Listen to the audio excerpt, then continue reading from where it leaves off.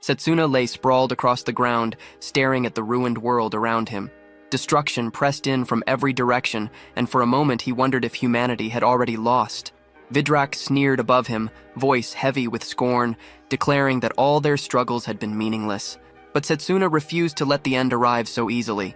With the last scraps of strength in his body, he drove his fist forward in a simple, desperate punch. To his own shock, the strike landed. The death god actually staggered, even if only slightly. A low-level close combat blow had broken through, something even the death god's power could not instantly erase. Yet his body was finished. He felt it failing, too weak to rise again. Vidrak raised his weapon for the final strike, taunting that the playtime was over. That was when the pendant at Setsuna's chest began to glow. The gift from his headmaster, its light returned to his mind like a memory. The emblem of resurgence, his headmaster had called it, carrying within it the spirit of the tower. A relic that could undo a single regret. At the time, Setsuna had scoffed. He had lived his life without regrets, so why would he ever need it? His headmaster had read his thoughts then, smiling knowingly, telling him that the day might come when he would. Now, bleeding and broken, Setsuna admitted the truth. His one regret was never choosing the path of the close combat mage. If he had, perhaps this battle would have ended differently. Next time, he swore, he would crush Vidrak. In a flash, the battlefield was gone. He awoke with a start, his head jerking up as Leo smacked him awake.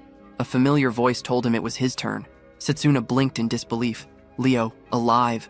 The very same Leo who had vanished before the death god appeared. The classroom stretched out around him. He was back at the Mage Academy, 10 years earlier, the day of his bitter failure. The ritual of choice. Leo called out again, asking why Setsuna was spacing out in the middle of the ceremony. Heart pounding, Setsuna rose and walked toward the front where the teachers and the headmaster were waiting. Whispers filled the room. One girl muttered that Setsuna was here. Another whispered back that he carried talent for multiple paths. The examiner's book opened, glowing with soft light. Setsuna remembered what came next, choosing a path. Each one carried its own arsenal of spells. But once chosen, a path bound the mage tightly, making it nearly impossible to walk in others. It was like trying to follow two religions at once, impossible to reconcile. The examiner stood in front of Setsuna, asking which path he would specialize in. He showed his own ability with certainty, convinced Setsuna would choose the same. Setsuna paused. Under normal logic, he would have chosen ranged magic, the craft of shaping elements, firing mana at enemies, and wiping out groups with large-scale spells. It kept distance, reduced risk, and built power quickly. Anyone choosing it could rise to become the strongest mage, but strength like that would still fall short against the death god. When he turned away from the ranged option, silence broke into shock. Leo, standing nearby, couldn't understand it. Everyone expected Setsuna to reach for ranged magic. Instead, he chose melee, the path considered useless. The examiner explained without hesitation that melee magic was nothing more than body reinforcement. Outdated, crude, limited to close combat. He compared it to standing under a rain of arrows with nothing but a rock to shield yourself. He asked if Setsuna really wanted to destroy his future with such a choice. Setsuna already knew the consequence. By walking this path, he erased any chance of becoming a celebrated mage. No recognition, no reputation. But this was the only branch of magic that could give him even a chance against the death god. He wasn't letting that go. The room stayed silent as his choice was confirmed. Faces shifted from confusion to disbelief. Students whispered. Setsuna stayed still. This was the power he needed. A collective gasp spread as the decision locked in. Silas, head of ranged magic, shut his book with a sigh. He admitted he had arranged everything for Setsuna, certain the boy would bring him recognition by becoming the greatest ranged mage. That plan collapsed in an instant. Setsuna didn't care. Silas's ambitions meant nothing. In 10 years, the world itself would be gone. In 5, the death god would appear. No title or honor would stop that. Even carrying the memories of his past life, Setsuna knew he had stepped into something he wasn't ready for. He had no real experience in melee combat, but it didn't matter. Against the death god, this was the only choice that made sense. He had no choice but to master it within 5 years. Once the ritual ended, the students were ordered back to their departments. Setsuna stood there, not even sure where his own classroom was. He searched for Leo but found nothing. He asked a boy nearby for directions, but the kid, with a girl at his side, brushed him off, claiming they were late. Others were already moving in groups, ignoring him, whispering behind his back. The road ahead wouldn't be easy. He knew it, and still, he had to walk it. A voice cut through the crowd saying the rumors about Setsuna being a prodigy were wrong, that maybe he was just an idiot. Another boy added he probably chose melee just to keep the attention on himself. Setsuna thought back to how differently everyone had acted before. The shift was obvious. It was because of his choice. He remembered the map in the central garden and decided to check it. On the way there, the sound of a fireball cut the air. He turned and saw a girl snuffing out the flames with ease. She stood her ground, demanding the boy give back what her mother had given her. 3 of them, ranged magic students. The biggest one waved a brooch, claiming it was an artifact holding mana. Another sneered, saying it was wasted on a commoner like her, that they would use it better. Setsuna recognized her, a student from the melee department. She was standing alone against them. The leader mocked her, saying if she wanted the brooch back, she'd have to take it with her useless melee magic before throwing more fireballs her way. The girl responded with a physical boost, the core trait of melee magic, her body reinforced. It gave her speed and strength, but nothing to close the gap. Against enemies who could stand back and cast at will, it was a losing game. Still, she refused to yield. She shouted that the brooch was her mother's, saved for years, and she wasn't about to hand it over. Mana crackled at her side. A blade of pure energy took form. Setsuna's eyes locked on it, a mana blade. He knew what it was, but he also knew the truth. Against 3 ranged students, it wouldn't be enough. The ranged magic student mocked her, saying she was trembling and doubting she could ever reach him with that short blade. He hurled another fireball, forcing her to retreat. He laughed, claiming it was just as he had predicted. She couldn't even touch them. With a cruel grin, he launched another shot, mocking her life as nothing more than the same, always out of reach. Before the flames struck, Setsuna moved in, dragging the girl out of the line of fire. He asked if she knew the location of the melee classroom and if she could guide him. One of the bullies noticed who it was, Setsuna, and assumed he had chosen melee magic too. The leader's grin widened, calling it good news. Now he could crush him without rushing. Setsuna stood steady. He admitted melee magic was seen as weak, but since he had chosen it, he would bend it to his will. Victory, he said, wasn't decided by the type of magic used. The girl panicked, warning him to stop, reminding him that these were upperclassmen and he would get hurt. The leader ignored her, unleashing another barrage of fireballs, declaring it was already too late. Setsuna focused. Mana channeled into his legs, physical boost sharp and precise. He darted forward, slipping past the fireballs with blistering speed. He thought it would be simple, but then questioned himself. What if he pushed it further? He noticed the boy's reliance on fireballs. Only fire. Nothing else. That had to be his limit. Setsuna called it out, which drove the boy into rage. Shouting at him to shut up, he demanded to know how Setsuna was moving that fast. He swore he wouldn't be beaten.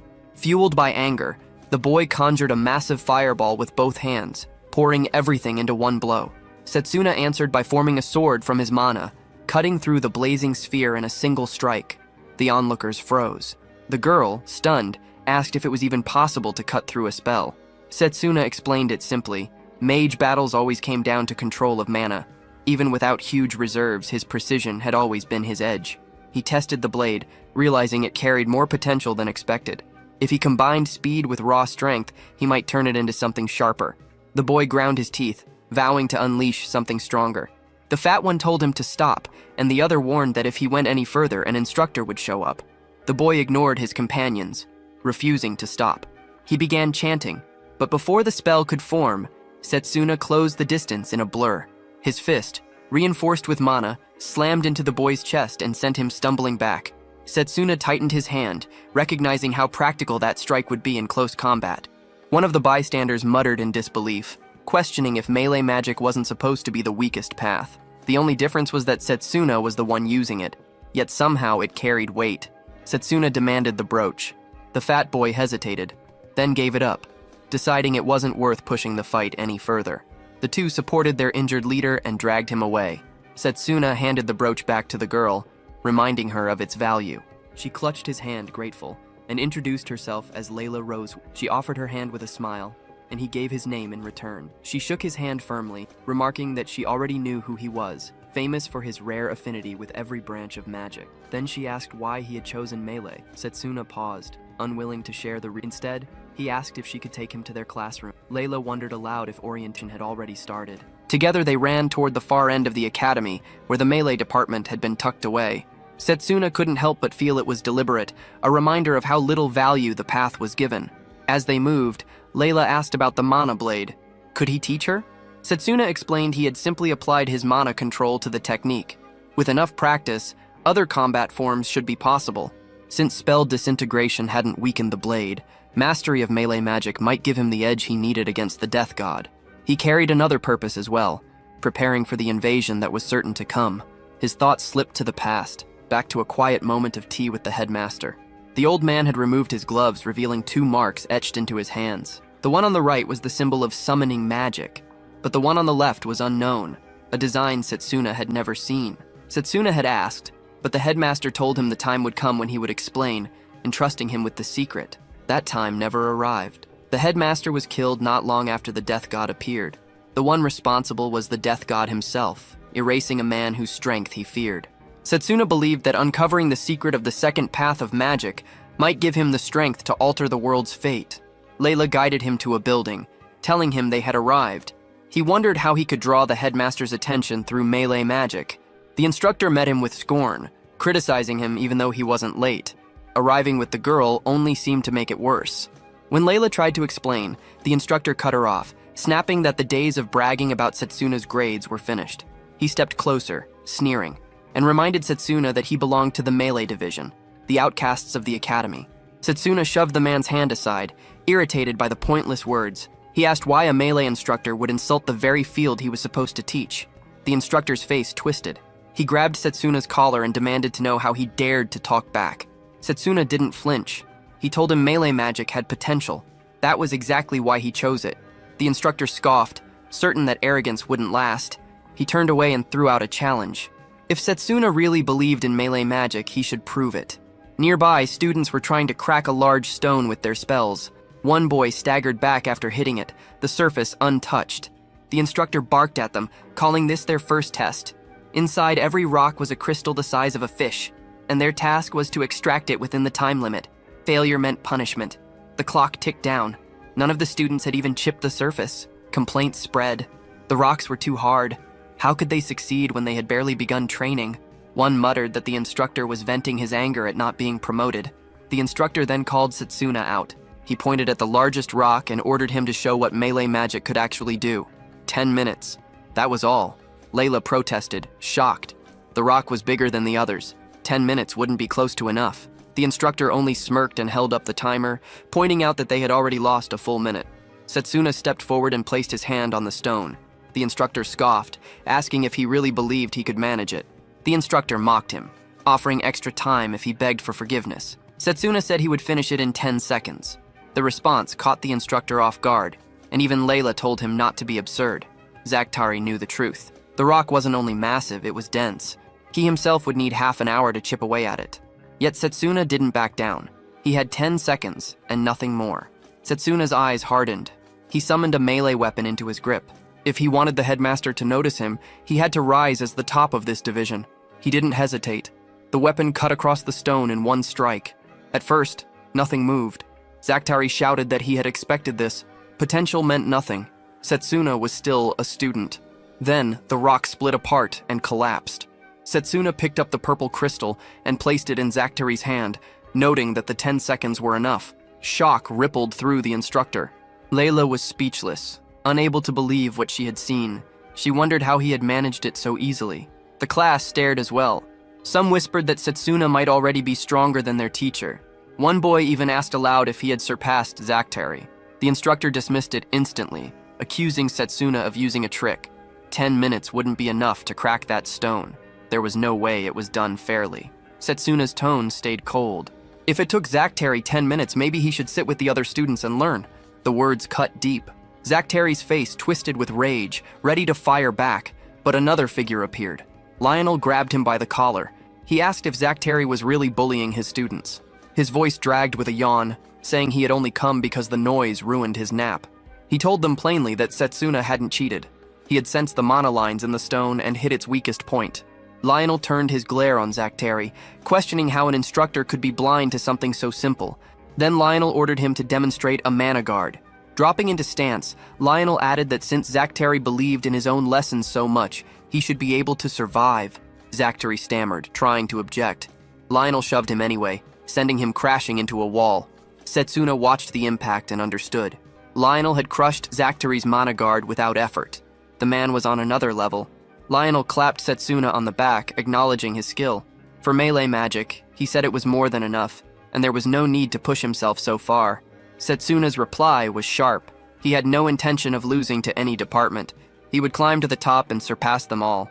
Lionel let out a short laugh at the resolve. That was the attitude he wanted to see. He asked if there was a spell Setsuna had in mind to learn, offering to teach it if there was. Quietly, Lionel thought back to another student with the same fire in his eyes. He considered that Setsuna could one day stand as the department's representative, but for now, he was still a rival who couldn't be ignored. He gave his name, stating he was the head instructor of the melee division. He welcomed them all and announced that they would already be choosing a representative for the intramural contest, even though it was early. The intramural contest was a fight between the 8 magic departments, each putting forth a champion. Those chosen would clash in a tournament until one stood as victor. Setsuna recalled that in his last timeline, he had won the contest under the ranged division, earning the headmaster's trust. This was exactly why he needed to win it again. Then his eyes caught a fortified stone nearby. Lionel explained that another student had already pulled out a crystal just like him, and not with a blade, but with his bare hands.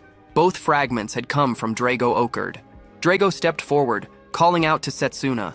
He wanted to know why a prodigy like him had chosen the melee path. Setsuna told him he had his reasons. Drago laughed it off and demanded to know what he thought he could achieve with such a weak body. He revealed his own background. Generations of melee mages, 17 years of brutal physical training. Drago flexed his strength, his punch shaking the ground, air cracking under the force. He fixed his eyes on Setsuna, his mouth twisted into a smirk, and threw a strike aimed at his face. It wasn't just a blow, it was a challenge. If Setsuna wanted to represent the department, he would have to prove it. Setsuna answered that the intramural wasn't just raw power, but skill. As the only student marked as renown within the melee division, he was already in the running, and he accepted the duel. Before the clash could begin, Lionel stepped between them. He declared that the duel would take place in 1 week. Drago, clearly displeased, warned Setsuna not to back out. If he called himself a melee mage, then he should fight with honor. As he walked away, one of the boys whispered about who would win, while a girl declared her certainty that Drago would take the victory. Layla turned to Setsuna, asking if he was sure he could actually defeat Drago. Setsuna shook his head. Drago's body, hardened by years of relentless training, was more than he could handle at this stage. Even so, he carried the thought that there had to be another path forward. Layla, confused, asked where he was headed. Her curiosity drove her to follow him. Together, they moved into the forest until they stopped before a massive tree. She still didn't understand what he was doing. Setsuna placed his hand on the trunk, revealing that this was his hidden training ground. Training here multiplied his strength threefold. Layla admitted the tree was extraordinary. Setsuna explained it was the world tree, rooted in place for millennia. A green light poured from its bark, wrapping around him. The tree accepted him as one of its own, and he was covered in the glow. Layla stared at the strange aura, and Setsuna told her it was the world tree's blessing, a power that accelerated recovery for those it accepted. He remembered finding this place even before being sent back in time. With the blessing, he no longer worried about mana depletion. He could push his body beyond its limits, enter different states of training, and continue without pause. Layla was stunned, but couldn't forget Drago's overwhelming background. Born a melee mage, trained since birth, he was a wall of muscle and willpower. Still, she felt indebted to Setsuna for returning her brooch. Her way of paying him back would be to spy on Drago. In the melee training hall, students drilled under Lionel's watch. Drago was among them, loading immense weights onto his body. After finishing one set, he asked Lionel if any fortified rocks remained. Lionel frowned, asking if Drago planned to crush every last one. Drago said he wasn't breaking them, just borrowing them. He stacked several heavy rocks across his back and dropped into push-ups. The ground trembled under each repetition. Layla, watching from the edges, wondered if he was even human. She couldn't tell if a punch from him would be something Setsuna could ever withstand. Her thoughts turned to whether Setsuna had any chance at all. Elsewhere, under the world tree, Setsuna sat with a martial arts manual spread open. Layla hurried back to him, frustrated. Drago was in the training hall doing push-ups with 5 fortified rocks balanced across his back, and here Setsuna was, sitting and reading. Setsuna admitted that Drago was impressive, but said that kind of intensity was simply the right level for physical training. He told Layla there was nothing to worry about, that it was part of his plan. His eyes lit with interest. She pressed him for clarity. He explained it came from a spell called Physical Bodybuilder. It hardened the body and sharpened control over nerves through mana. Channeling mana into the legs boosted movement and power. Into the fists increased striking force. Into the brain heightened memory. He tossed the manual aside, saying he had already memorized everything and was eager to test it. Spotting a fallen leaf, he cut it clean with a swift kick. He formed a mana blade and sliced through others hanging above. Layla was startled at how fast he had grasped it. Setsuna muttered it wasn't enough. A sharp pain hit him, forcing him to his knees. Blood welled on his hand. Layla demanded to know what happened, but Setsuna brushed it off. The world tree's green glow wrapped around him. He explained that with the physical boost, he was forcing his muscles to the limit, breaking them down so the recovery would rebuild them stronger. The wound closed before her eyes. She asked if it was really necessary. Setsuna said he had no chance of matching Drago through normal training. Drago had years ahead of him. He had only 1 week. He swore he would repeat the process 1,000 times before the duel. Layla was stunned, asking how he could survive such strain even once, let alone endlessly. Setsuna said perfection wasn't the point. He remembered the time when he couldn't wield magic at all. Back then he trained daily, failed countless times, but never gave up. As long as progress was made, it was worth it. Endurance came from that. They continued training together. During breaks, Layla thought about him. People always called him gifted, but she saw the truth. His strength came from work no one else could match. Now, Setsuna was lifting crushing weight while grinding through push-ups. Finally, the duel day arrived. Setsuna stood across from Drago on the battleground, the crowd thick around them. Drago's voice cut through, mocking that at least Setsuna hadn't run away. Setsuna declared he would not back down. He wanted to stand as the department's representative. Lionel confirmed both fighters were ready, and when their eyes locked, he gave the signal to start. Setsuna rushed forward first, throwing a sharp left hook.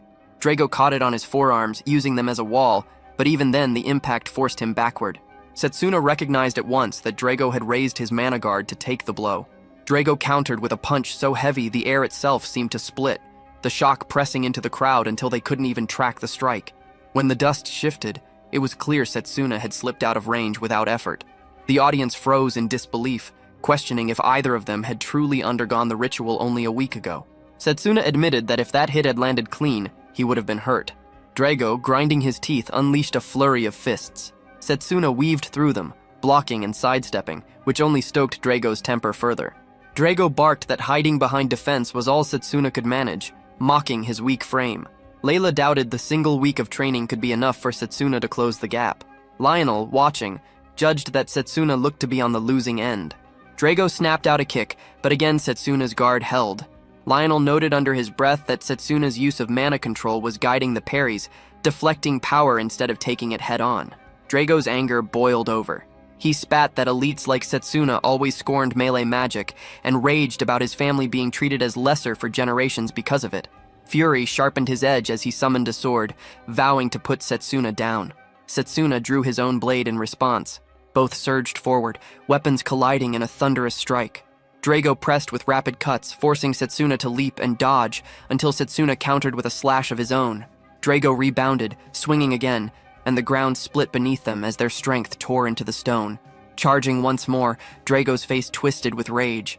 Setsuna's mind drifted to the words of 2 boys who mocked him for daring to face Drago, for choosing melee magic at all.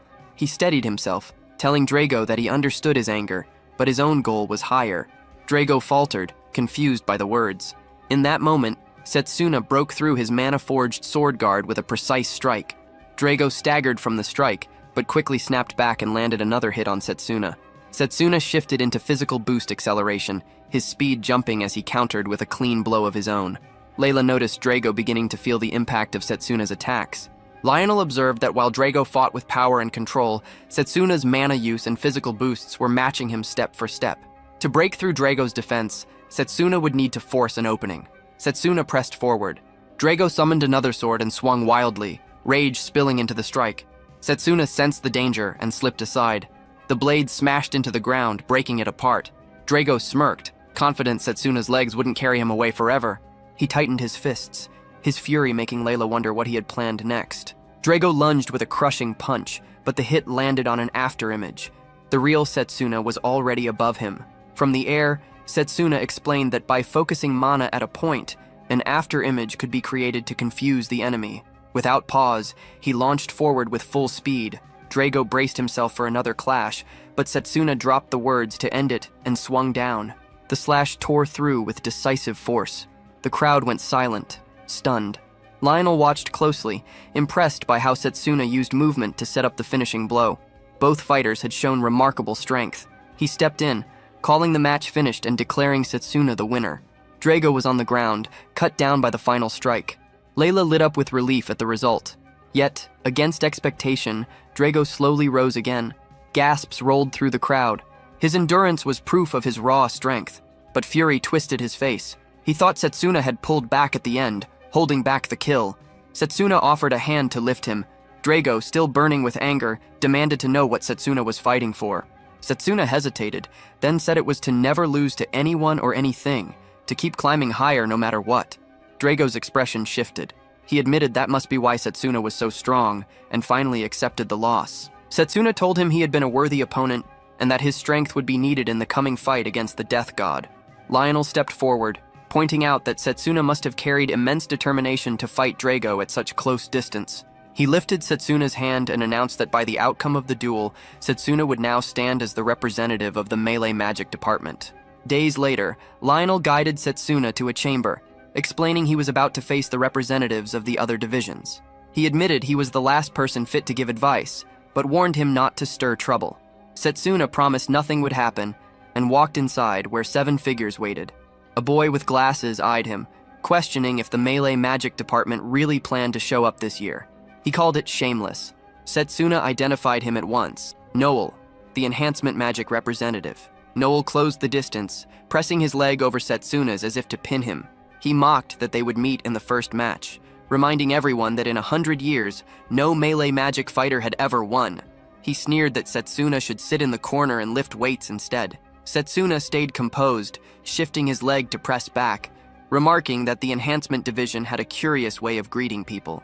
Was this how they did things here? Noel's temper spiked, but Setsuna remained steady, dismissing the past century of failure. He declared that he would take the championship this year. Noel scoffed, telling him to keep dreaming. The door opened and the headmaster entered, smiling at the tension. He remarked that it was good to see such fire, but they should save it for the actual contest.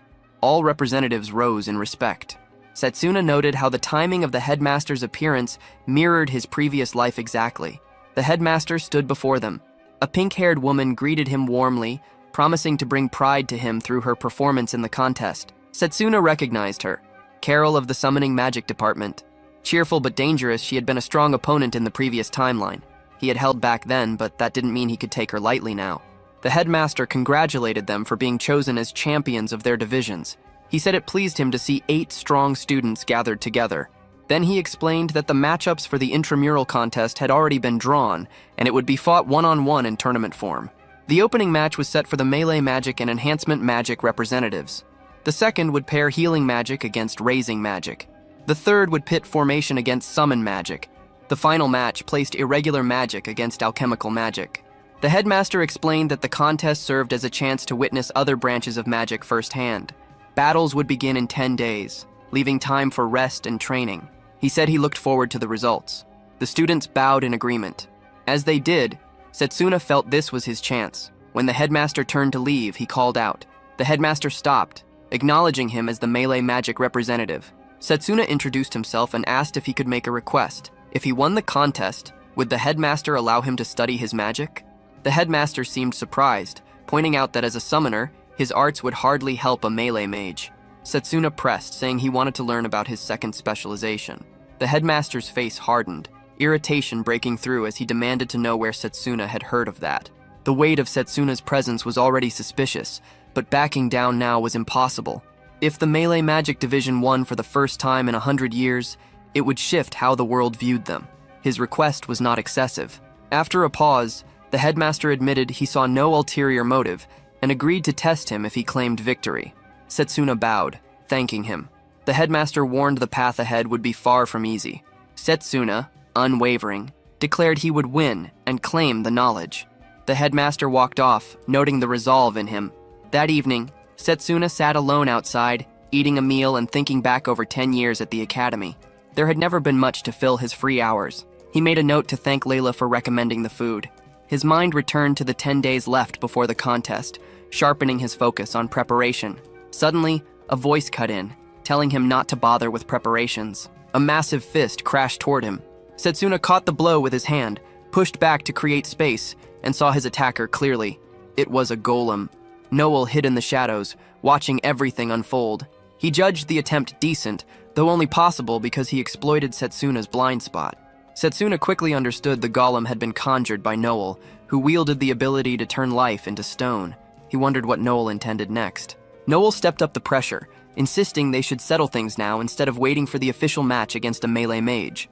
He summoned several more golems to strike from behind, declaring Setsuna would pay for humiliating him. Setsuna stayed calm, pointing out that Noel had brought this on himself. As bells rang in the distance, Noel decided to stop, muttering that it would look bad if others caught him cornering a weak opponent. He dismissed the golems and left, promising to crush Setsuna fully in the upcoming duel. Setsuna noted how skilled Noel was, managing multiple golems at once, but his focus drifted back to the bread he dropped, knowing the meal was ruined. The next day in the melee department, Lionel gathered the students. He announced that before the intramural contest, he would review the battle between Drago and Setsuna. He asked if they had recognized their weaknesses. Both nodded. Drago admitted his control over mana, and emotions had been unstable. When asked, Setsuna stated his physical strength was lacking, and that Drago had overpowered him in that area. Lionel accepted their honesty, stressing that growth required confronting shortcomings. He urged them to target these weaknesses in their training. Layla raised her hand, asking if the match would double as practice for the contest. Lionel considered it a sharp question. He explained that Setsuna's first match would be against the Enhancement Magic Division. From what Setsuna had seen, Noel specialized in commanding large numbers of golems, and since golems had physical bodies, fighting them would not be much different than facing melee opponents. Lionel assigned their drills. Drago was to improve speed, attacking from multiple directions to simulate a group of golems. Setsuna was to focus on blocking and counterattacks. Drago prepared, vowing it wouldn't end like before. Setsuna replied that he expected the same. Drago lunged with a punch, but Setsuna slipped aside. Drago thought he might have expected the strike from the right, yet before Setsuna could react, the second fist connected. Setsuna realized his response had been a fraction too late. Lionel pointed out Drago's balance of speed and power, noting the strength of his defense, then told him to use footwork to counter Setsuna's movements. Setsuna acknowledged the advice, stepped back, and prepared his own punch. Time passed until both fighters lay on the ground, worn out. Drago gave thanks for the bout. Lionel approached, saying their movements had been sharp and that in a few days they should handle golems without issue. He handed them water, and Setsuna, taking a bottle, said he would not lower his guard. Lionel observed Drago's strong foundation and Setsuna's sharp instincts, seeing how fast both were growing. The contest day arrived. Excitement filled the crowd as the host announced the 781st intramural contest. Out of the 8 department representatives, only one would stand above the rest. Setsuna and Noel faced each other, ready for their match. The host invited the audience to place their bets. Most backed Noel, scoffing at the idea of wagering on a melee mage. A boy previously beaten by Setsuna walked up, telling him to win and prove who truly held control. In the stands, Octar from the Ranged Magic Division arrived, calm despite his own upcoming fight. Everyone knew the winner here would face him next. The host explained that each round would have a stage chosen at random, and for this match, it was the desert. Noel smirked, pointing out how fortune had abandoned Setsuna again. A group of kids in the audience shouted support for Noel, convinced that a melee mage would fall easily. Another boy sneered, saying it felt good to face the weakest department in the academy. Layla, hearing it, shouted back, promising they would regret their words once the fight ended. As she moved toward them, Lionel stepped in, cooling her down. The host called for the battle to start.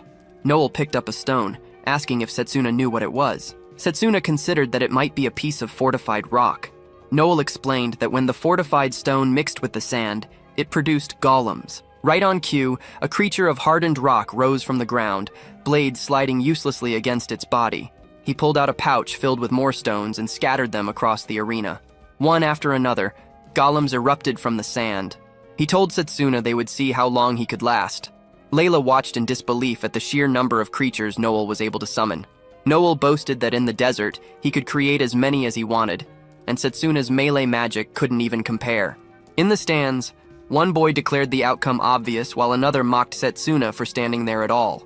Noel turned back to his opponent, asking if he had any last words. Setsuna called it disappointing, saying he expected more. The remark caught Noel off guard, but he quickly regained himself and ordered the golems to attack. Dust and sand filled the air as they advanced, and Noel smirked, saying this was the price for daring to provoke him. The audience couldn't see through the swirling haze, left to guess what was happening. Inside the storm, Setsuna drew on his mana, cutting down the golems one after another. He had mastered how to crush them long ago. Gasps erupted from the crowd when the shapes of shattered constructs appeared through the dust, and even Noel was stunned at how easily they fell. He frantically conjured more and sent them forward, but Setsuna stayed calm, moving toward him. In close quarters, melee had no equal, and golems with stiff, predictable moves were nothing but targets. He sliced through again, driving Noel into panic. Noel screamed that he could summon more, but Setsuna pressed forward. He reached him, muttered about luck running out, and drove a punch into his body, sending him flying. Some in the crowd couldn't tell what had just happened. Others admitted they couldn't see anything through the haze. When the sandstorm thinned, the victor stood clear, Setsuna, chest rising heavy, but on his feet. Layla shouted in joy at the sight. One boy asked his friends if he heard right.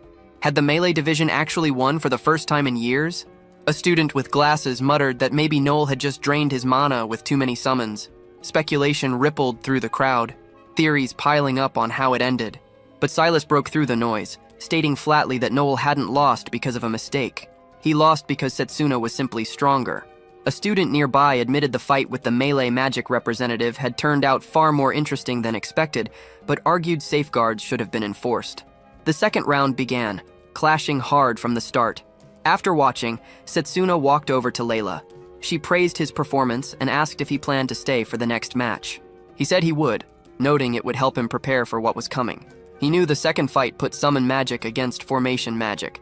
The host announced Carol, the summon magic representative, had the advantage, while the formation magic student struggled to close the gap. Setsuna watched closely, thinking that even if the formation user was losing, his techniques were sharp and worth studying against melee. Layla remarked that the spells looked flashy, but she still wanted to grow through melee magic. Setsuna asked why she had chosen it, when she could have had potential in other paths. Layla explained, recalling a memory from childhood. She had been playing with her younger brother when a bear attacked them. They had no chance until a melee mage appeared and saved them. That image of strength stuck with her. From then on, she decided she wanted to be like that mage, strong enough to protect others. She admitted it sounded childish and felt embarrassed. Setsuna said it wasn't childish. A goal gave people limitless drive to grow stronger. Layla asked if he really believed that, and he nodded.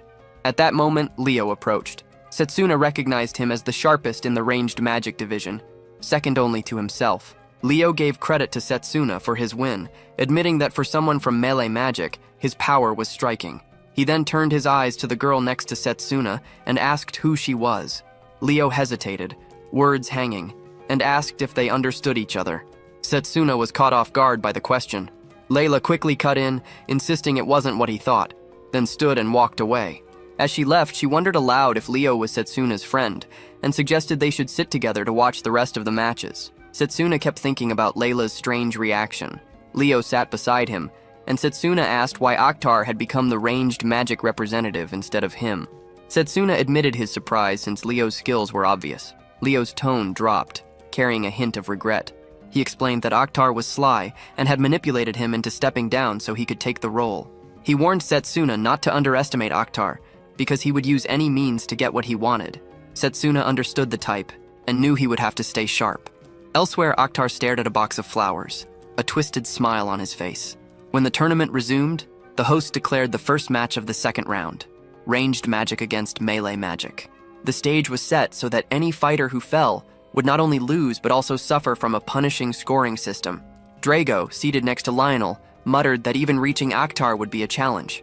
Lionel agreed, noting the disadvantage. Octar sat with Silas, remarking on how perfect the stage was. Silas, proud as head of the ranged magic department, claimed Setsuna would be forced to regret his choice of melee. Octar smirked, saying regret was only possible if Setsuna even made it to the fight. The host called out that the match was about to begin, but Setsuna hadn't shown up. If he didn't appear within 5 minutes, ranged magic would win by default. Lionel and Drago were stunned. The scene shifted to 10 minutes earlier in the waiting room. Layla had knocked and entered, asking how Setsuna felt. He told her he was fine, then pointed to a vase nearby. He explained it was a magic tool that activated on touch, draining a huge amount of mana from anyone who handled it. She was shocked, wondering why something so dangerous was there. He said it was planted to cripple him before the match, another assassination attempt, the 7th so far. When she asked if he had been harmed, he told her not to worry. He had already dealt with it. Setsuna recognized Octar's hand in this, precise and careful, leaving no sign that could trace back to him. A knock echoed at the door, and 3 children stepped in carrying a bouquet, asking Layla to pass it to Setsuna. She questioned why children were even there. One boy explained that a man had sent them to deliver it. When they looked around, no one else was present. Layla thought it strange, believing Setsuna should have received it directly. The boy added that the man had been insistent. As one of the children holding the bouquet grew dizzy and collapsed, Setsuna caught sight of dark marks on her neck, marks he had seen during the war. He kicked the bouquet away at once. Alarm spread across Layla's face as she asked what was wrong. Setsuna explained the flowers were venium, a lethal plant. The children's condition worsened, and fury built in him. He muttered in anger at how far people would go to twist lives and use innocence as tools. He knew if they weren't treated immediately, they wouldn't make it, but only a healing mage could truly diagnose and cure the poison. Layla, just as shaken, said their lives were slipping away. She rushed out orders telling him to keep his distance too, since the poison could spread with contact. She insisted she would be fine and pulled out a brooch, asking him to trust her. Setsuna realized it was a mana vessel. Layla explained her mother had stored healing spells inside for emergencies. She activated it, releasing healing energy, and the marks on the children began to fade. She admitted her mother had never imagined the artifact being used in such a way. Setsuna gave a sharp nod, thankful, then pushed the poisoned bouquet farther away, swearing he would handle the rest. He knew Venium released its deadliest toxins when blooming, and it had to be destroyed before it spread further, but if he tried to burn it here, the poison would drift across the arena. Already feeling its effect crawling into his body, he hurled the bouquet toward the world tree. With a surge of mana, he cut through it, launching the toxic flowers high into the air and away from the crowd. Flames consumed it, and as the smoke rose, the poison thinned, letting his strength return. Meanwhile, in the arena, the audience whispered about Setsuna's absence. Some speculated he had run away in fear. The host, checking the time, announced that Setsuna would be disqualified. The host was about to declare Octar the winner when Setsuna appeared, cutting him off and making it clear the fight wasn't finished. Octar greeted his arrival with a twisted smile, claiming the gift he had arranged to celebrate Setsuna's first victory had suited him perfectly. Setsuna called him out for relying on cheap tricks, poisoning him, and dragging innocent children into the scheme. Octar pretended not to understand, brushing it off, saying there was nothing serious about it, and that the children would be proud to have helped secure his win. The words only sharpened Setsuna's fury. The host gave the signal for the match to begin. Octar struck first, launching star-twisted magic across the arena, but Setsuna evaded each blast with quick movements. Drago, watching from the edge, suspected something had happened before the fight, because Setsuna's mana flow looked unstable. Setsuna himself understood. The world tree had purged most of the poison from his body, but enough remained to slow him down. Wave after wave of attacks rained down, forcing Setsuna to leap and dodge without pause. Octar mocked him with every step, claiming the melee magic representative was only good for defending. Silas, hidden among the crowd, muttered that his preparations had worked. Even if Setsuna gave his all, this fight was locked against him. Setsuna scanned the stands and realized Layla wasn't back yet. He wondered if the poisoned children had pulled through. Octar caught his distraction and jeered, saying he looked tired and unfocused. From the stands, voices rose. One boy sneering that running was all melee fighters knew. Another doubting Setsuna could ever stand against ranged magic. Octar unleashed another strike, this time promising the finish. Setsuna planted his feet, determined to block it with his mana guard, but when he raised it, the defense shattered instantly, and the force tore into him, leaving his body wrecked. Octar laughed, pointing to his battered form, calling it pathetic. Setsuna dragged himself upright, bloodied but steady, and demanded to know why Octar had stopped pressing him. He asked when the range department had ever shown weakness, why Octar wasn't driving him into the ground instead of wasting time. Even through pain, Setsuna studied his opponent, piecing together his intent. Octar smirked, realizing Setsuna was still dissecting every move. even as he fought to stay alive. Octar found Setsuna intriguing and forced him to take in his surroundings. Setsuna realized he was cornered, standing on a narrow stretch of land with molten lava cutting off every escape. From the stands, a boy shouted that he was completely trapped. Octar declared his pursuit of perfection and claimed Setsuna had moved exactly as he planned. With his storm cannon prepared, he announced the end. At that moment, Layla entered the arena and shouted that the children were safe. Relief crossed Setsuna's face. He smiled, finally able to fight without restraint. His preparations were complete. A sudden surge of mana poured from him, leaving Octar stunned. He couldn't understand how Setsuna had gathered so much energy. Setsuna revealed that he had been using physical boosts to stimulate his cells, purging the poison from his blood while Octar wasted time showing off. He said Octar had only dug his own grave. Furious, Octar lashed back that Setsuna's body was still in ruins. Silas, watching closely, urged Octar to end it, claiming Setsuna was bluffing. Octar unleashed his attack, but Setsuna knew he had almost no mana left. He was down to one strike. Gathering the last of his strength, he cut through the storm cannon with his blade. The sudden counter shocked both Drago and Octar. The redirected blast shot back toward Octar, who quickly nullified it, mocking the idea that he would just stand still and take the hit. He claimed it was Setsuna who would bury himself today. But by the time he looked again, Setsuna had already closed the gap, blade drawn. Setsuna smirked, declaring that Octar had underestimated him. Fear replaced confidence in Octar's eyes. He begged for mercy, stammering apologies, but Setsuna struck him hard with his sword, knocking him flat. Coldly, Setsuna said the apologies belonged to the children, not him. The host announced Setsuna as the winner. Cheers began to rise, but the ground beneath them shifted, sliding apart. Both fighters were thrown off balance, teetering on the edge. Gasps erupted from the crowd.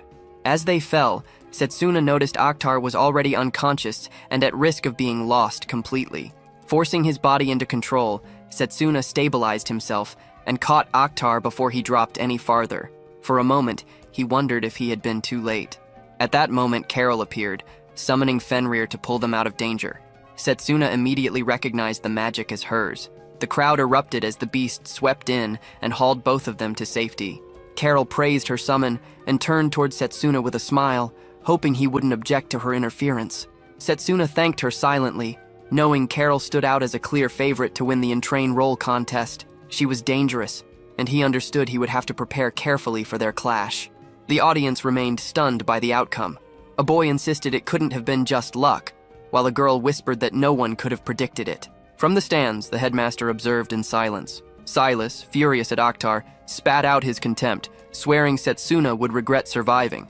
Setsuna rejoined Layla, Drago, and Lionel. Layla expressed her gratitude, while Drago, having heard what had happened, acknowledged his effort as well.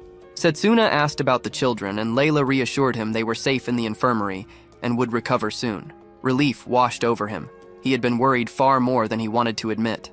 Then a strange sensation struck him, a pulse of killing intent that disappeared as quickly as it came. He turned sharply, scanning, while Layla questioned him. He brushed it off, though his thoughts stayed fixed on the brief flare of bloodlust. Something at the academy wasn't right. That night he stood near the rocks in the forest, counting the days. Only 1 week remained before the final match.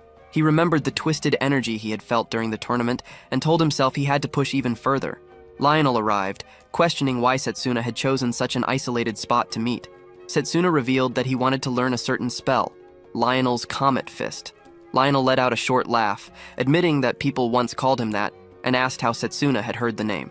Setsuna's hands tightened into fists. He had first heard it in the Maze Army, before his return to the past. The Comet Fist was the name of a melee mage who once felled a dragon with a single strike.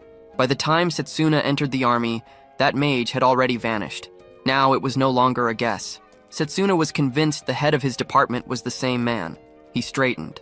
Determination carved into his stance and lowered his head toward Lionel, ready to claim the forbidden magic for himself. Lionel explained that the Comet Fist was an ancient technique. Setsuna said it didn't matter. To him, Lionel was the strongest melee mage he had ever seen. Lionel asked why he was so desperate for power when he already seemed capable enough. Setsuna answered that it wasn't enough. He swore never to lose again, not even against an invincible opponent. Lionel laughed, calling him interesting, and agreed to teach him, but warned that the technique wasn't something any student should attempt so soon. He began drawing mana into his hand, The pressure so strong, Setsuna felt it from where he stood. Lionel told him this was the Comet Fist. He had only used it twice, as the cost in mana was enormous, but one strike was all it took. He told Setsuna to pay close attention. With one punch into the ground, Lionel released a blast so heavy that the entire area shattered, debris tearing into the air. Setsuna stared, stunned. It was far beyond what he had imagined. Lionel explained that the technique required compressing huge amounts of mana into a single point, which made it hard to use in direct one-on-one battles like tournaments. He asked Setsuna if he still wanted it. Setsuna answered without hesitation that he did. Lionel agreed to begin and told him to follow. The scene shifted. Carol was drinking tea with a man who congratulated her for reaching the final. She thanked him, and he asked if she was sure she could defeat the melee representative. Carol smiled, brushing off his words, saying the outcome was uncertain, though she intended to give everything. As he drained his cup, she rose to refill it. In that instant, the man slipped out a card, activating it against her. An emblem flared on the back of her neck and she collapsed. He smirked, thinking it would be perfect if Carol eliminated Setsuna, but if not, he would remove them both. Meanwhile, Setsuna trained relentlessly, questioning if he was prepared. Lionel was stunned when he saw the results. Setsuna had mastered in 1 week what should have taken years. Accepting the proof, Lionel declared he had passed, ending the lessons of the Comet Fist, also known as the Charge Bullet. The day of the final match arrived and the arena was filled with spectators. The host declared the start of the Elm Ridge Mage Academy's 781st Intramural Contest Final. The first fighter was Carol, coming in with consecutive wins for the Summoning Magic Department. Her opponent was Setsuna from the Melee Magic Department, the one who had turned the entire contest upside down that year. The students argued over the outcome. A boy was sure Carol would win, pointing out her dominance in every fight so far. A girl countered, insisting that Setsuna was strong as well, and after watching his last fight, she was openly cheering for him. 3 children in the stands shouted for Setsuna, their voices cutting through the crowd. The chosen stage was the goddess's ruins. Expecting chaos, a formation mage reinforced the battlefield with a powerful barrier. Layla, standing with Lionel, said the conditions looked fair. Lionel kept his own doubts quiet, while Setsuna glanced at the headmaster, reminding himself of the promise made to grant him a second specialization. Carol believed Setsuna had prepared thoroughly, but she was ready to summon Fenrir and force him to fight with everything he had. The host called for the match to begin. Fenrir appeared at her side, and she mounted the beast, driving it straight at Setsuna. He slipped past the first charge, eyeing the attack and wondering if it carried a glacial bomb mixed with snow flurries. Carol pressed harder, sure his defenses would break sooner or later, confident he would regret trying to endure her pace. Fenrir struck again, but Setsuna activated his physical amplifier, multiplying his speed tenfold. With that burst, he dodged cleanly and pushed close enough to aim a slash at Fenrir. Layla's relief was clear, but Lionel stayed cold, noting that familiars were nothing but masses of mana. Injuries wouldn't last. Carol admitted his effort wasn't bad, but ordered Fenrir to release its real strength. The ground began to freeze over, ice spreading across the ruins. Setsuna froze in shock for a moment, realizing the cold wasn't reaching beyond the barrier but inside. Fenrir's strength was climbing fast.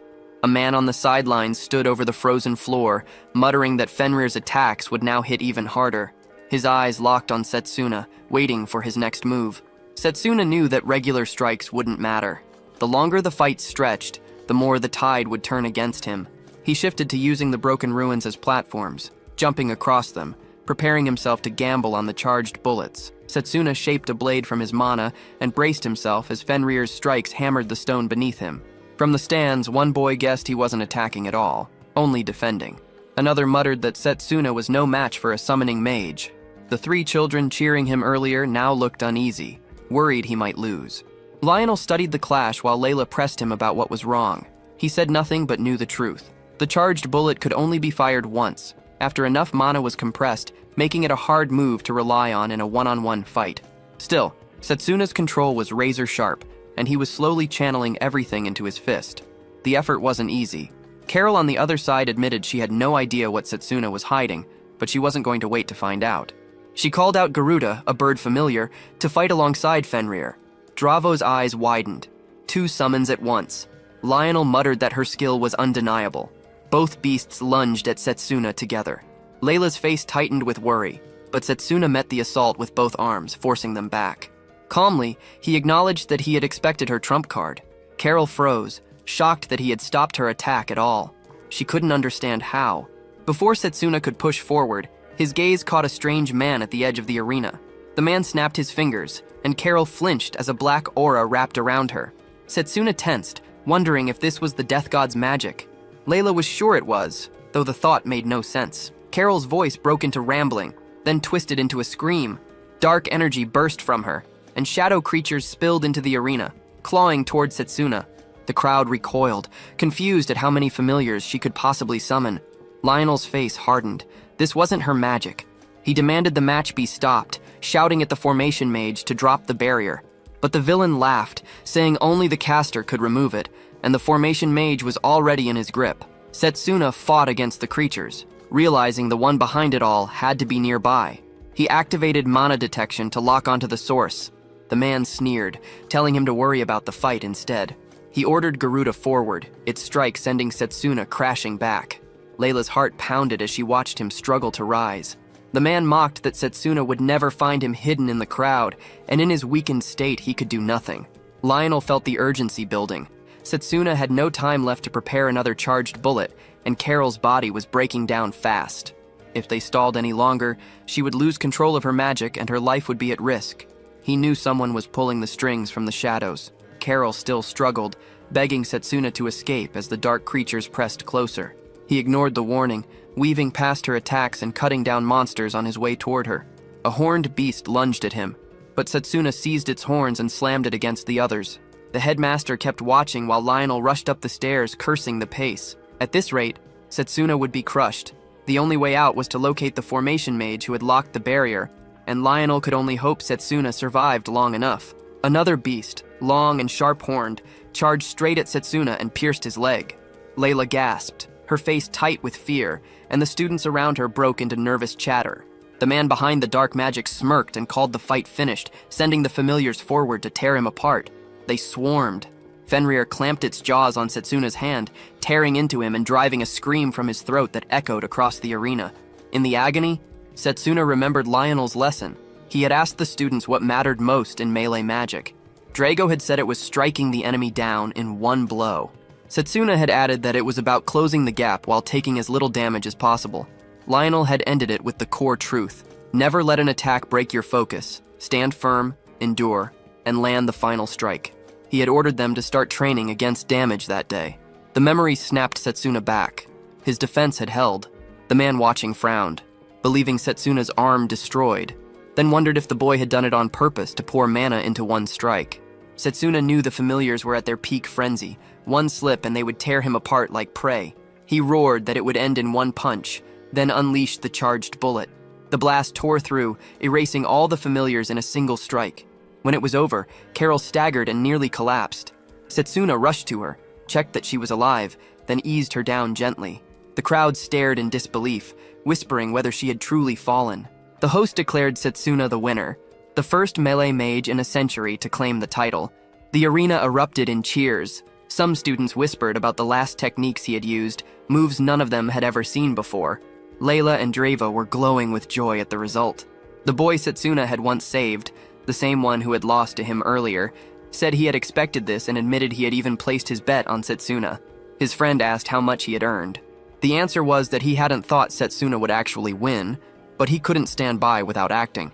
He added that the formation mage had to be dealt with. The man then sensed something off, muttering about someone praising the formation mage, and marked a symbol across the mage's back with hidden magic.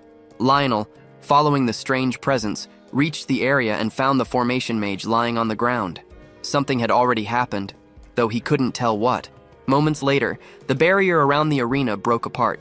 The headmaster stepped down to the stage, stating that Carol had collapsed simply because she had forced too many familiars at once. Setsuna wasn't convinced. He felt certain someone had been controlling her. The headmaster examined Carol closely and concluded that a magical artifact had been used. He told the crowd to leave the matter to him. While he worked to stabilize her, he turned to Setsuna, acknowledged his strength, and confirmed he would honor his promise. Setsuna accepted the words. Before leaving, the headmaster instructed Setsuna to meet him in his office the next day. Afterward, Setsuna went to the infirmary where a healer patched his wounds. She warned that his injuries weren't fully healed and told him to rest. He thanked her, changed into new clothes, and just as he finished, a knock came at the door. Lionel entered with Drago, Layla, and the 3 children. Layla immediately asked about his condition. Setsuna flexed his hand to show he was fine. Relief washed over her face as she congratulated him again. Drago followed with his own words, proud and smiling, calling Setsuna the pride of the melee department. The children bounced with excitement, saying they loved watching him fight and thought he was incredible. After the exchange, they all left, leaving Lionel alone with Setsuna. Lionel reported that the formation mage had stabilized and regained consciousness. He added that Carol's condition was poor, though she was no longer in immediate danger. Once she recovered, they could uncover more about what had truly happened. What mattered most now was clear. Someone had targeted Setsuna during the match. Lionel pressed him to consider who might be responsible. Night fell. A figure cloaked in shadow approached a quiet room, testing the door only to find a barrier woven against intruders. It made no difference. With a single surge of power, the ward cracked apart and dissolved. The intruder stepped inside. Carol lay unconscious on the bed. The figure muttered that she would have to be erased before Setsuna. Anyone who knew the truth couldn't be left alive. He released an attack meant to end her life, only for a blade to cut it down in midair. Setsuna stood before her, eyes burning with grim resolve. He had expected the culprit to come, though he had hoped it wouldn't turn out to be Leo. Leo admitted that Setsuna had finally pieced things together, though he noted Setsuna had no proof until now. He said he had suspected the truth as well, only becoming certain in that moment. Suggesting they take it outside, he turned toward the night. Setsuna followed, aware that his body was not fully healed. Fighting in his state would be reckless, maybe fatal. Leo told him to drop the frown, and asked when suspicion had first taken root. Setsuna recalled the ritual of the choice, the moment Leo had suddenly vanished without reason. That absence was too strange. It was just as suspicious that Leo had not been picked as the ranged magic representative. No trick Octar used would have fooled him so easily. Leo admitted he should have been chosen instead. Setsuna pressed on. When he had seen Leo again that night, the doubt became certainty. Just as during the intramural final, he had sensed it, the power of the death god pulsing inside Leo. Leo said little, only stepping closer, his body flaring with shifting, unnatural auras. Red streaks burned across Leo's face as he pressed Setsuna on what he knew of the death god. Setsuna read the magic instantly and felt the shift in Leo's presence. The truth hit him. Leo was no ordinary enemy, but a servant of the death god. If that was true, then stopping him was the only option. Leo mocked their broken bond, calling for an end to their so-called friendship. He wanted entertainment, even if it meant pain for Setsuna. Setsuna charged with a sword formed of mana, but Leo cut it in half with ease. The clash felt like a memory replaying itself. Leo boasted of the death god's trust, explaining that he had been given the power of disintegration, one ability among many. No spell Setsuna cast would ever reach him. Setsuna attacked again, only to be countered just as easily. But surrender wasn't an option. He noticed Leo only used disintegration when struck at directly, vanishing with speed that left him open for counterstrikes. Setsuna tried to flank him from behind, but again his blade was stopped. Leo sneered, claiming his perception outmatched Setsuna's every move. Injured but resolute, Setsuna conjured a fireball, muttering that the fight would have been easier if he weren't already wounded. The pain burned through him, but he forced his body steady. Leo admitted that Setsuna was still a troublesome opponent, surviving this long with nothing but grit. He said Setsuna might have been even stronger if he had been chosen by the ranged magic department, then laughed strangely, as though the choice had been his to make. Declaring the fight should end, he unleashed a crack of electricity, driving a spike into Setsuna's leg. Agony tore through him. The old wound from the final match had never closed, and it split open again under the strike. Setsuna clenched his teeth and demanded to know why Leo was doing this. Leo answered with cold indifference. No reason at all, only boredom. Like toppling a castle built by someone else. Setsuna's thoughts twisted with anger. Leo had slaughtered and ruined lives for nothing, for whims. He shouted at him, questioning if the one before him was even the Leo he once knew. Leo snapped back, telling him to be silent, and prepared another attack. Setsuna knew his mana blade alone wouldn't be enough. To win, he needed a strike so powerful that even Leo's disintegration couldn't erase it. His mind reached back to the battle against Discord, reminding him of one truth. He couldn't stop here, not yet. Setsuna readied his strike, but Leo smirked, declaring it was already too late. Leo unleashed his attack, and Setsuna felt the death god's power tear through the air at blinding speed. A lightning bolt cut across and intercepted the strike, followed by another that crashed into Leo. He blocked, shaken, but not broken. Setsuna glanced upward to the roofline and spotted the headmaster, his dragon looming beside him. The headmaster judged the scene, questioning if he had arrived too late. Setsuna knew the timing was perfect. Suspicion circled back, the contests, the impurity of mana, all tied to Leo. The headmaster's gut had been right. Leo noted the sharpness of the old man's perception, acknowledging why he ruled the school. The headmaster, though, had hoped not to find betrayal inside his own ranks. His frustration erupted, his voice hard as his dragon roared, unleashing a searing blaze. The strike should have ended the fight, but Leo stood untouched. He mocked the white dragon, strongest of all summoned beasts, claiming only the demon god's gift had spared him from annihilation. The headmaster's eyes narrowed. He recognized it now. Disintegration magic, a power whispered about in old records of the Silverlock line. When the dark force stirred, the world faced ruin. Magic disintegration was one of its weapons. Leo boasted again, saying no magic could pierce him. To prove it, he drew on 3 different elements at once, weaving them together. Setsuna understood instantly. It was a triple attribute combination, and Leo blasted the field with a storm of energy. The headmaster's eyes flashed wide as he snapped an order. Setsuna shifted 2 steps right, and the strike grazed past him, leaving the ground in ruin. The headmaster dodged as well, moving through the chaos in ways Leo couldn't read. Leo's eyes narrowed, unsettled, questioning what kind of magic allowed the headmaster to slip through his attacks. The headmaster claimed only he knew how to strip that cursed magic bare. Leo sneered at the claim, lifting higher, promising to push even greater power and daring the headmaster to dodge again. Setsuna felt it building in the air. This wasn't just Leo's strength anymore. It was the death god's power bleeding through him. Leo threatened to erase them all. The headmaster sensed that this was no ordinary surge of power. At the pace Leo unleashed his spells, the entire area would be torn apart in the crossfire. He called on Setsuna, and the boy aligned with his plan. The headmaster summoned the holy butterfly, its wings unfurling as it carried him skyward alongside the dragon. Leo watched with a smirk, mocking the headmaster's desperate effort to shield everyone. He pointed at the white dragon, daring it to come. Both sides clashed. Leo's magic slammed into the dragon, detonating in a violent explosion. From within the smoke, Leo demanded to know if the headmaster was ready to accept defeat. The headmaster admitted it might be time for an old man to step aside. Setsuna burst from the haze, charging straight at Leo. Leo scoffed, mocking him for hiding behind the dragon to set up this strike.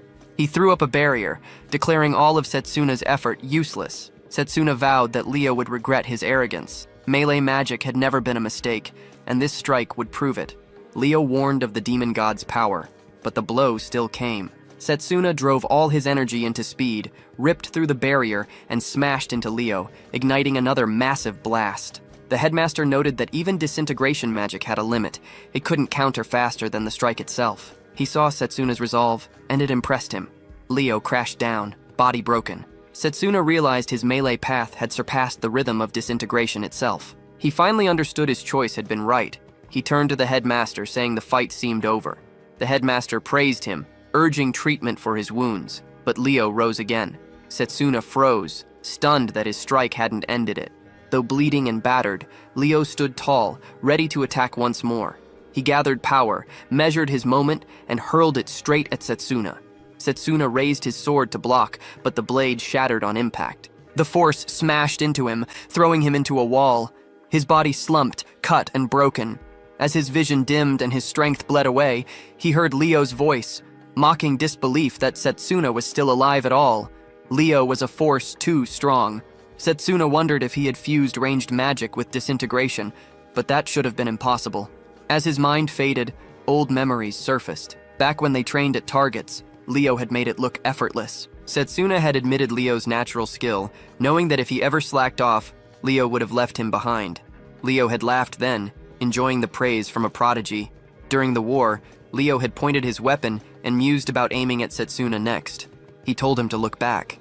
Setsuna turned and saw allies bleeding out, torn apart by monsters. Leo's voice had cut deep, branding him unworthy of the hero's name, calling him a failure for not saving them all, for abandoning them. Those words echoed when Setsuna woke on a bed, body broken. Layla sat nearby, relief written on her face. She explained he had been carried to the infirmary and had been unconscious for 3 days. Setsuna felt the weight of failure again, powerless against the demon god's strength, just as in his past life. He asked after the headmaster. Layla said the old man was in his office, holding a meeting with the other department heads. Setsuna pushed himself up. Layla tried to stop him, but he dressed quickly. He placed a hand on her shoulder, told her he was sorry for the worry, but he needed to see the headmaster now. Then he left the infirmary. The headmaster had just ended the meeting, thanking the gathered instructors before dismissing them. As they filed out, one muttered about the work ahead. Silas muttered that all of this had been worsened by a single boy. Setsuna stepped in through the open door. The headmaster smiled at the sight of him alive. Silas scowled, unimpressed.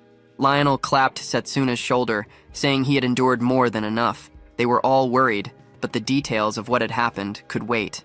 When the others were gone, Setsuna faced the headmaster, weighed down by regret, blaming himself for all that had unfolded. He lifted his hand toward the old man, asking what happened after he blacked out. Pain stabbed through his body as he moved, and the headmaster reminded him his wounds were far from healed. The headmaster explained that after Setsuna collapsed, Leo admitted he wanted to finish the fight, but had already burned too much mana. He decided to withdraw, saying it would be more entertaining to face them again later. He opened a passage and vanished, leaving only a farewell for the headmaster, promising they would meet again if chance allowed.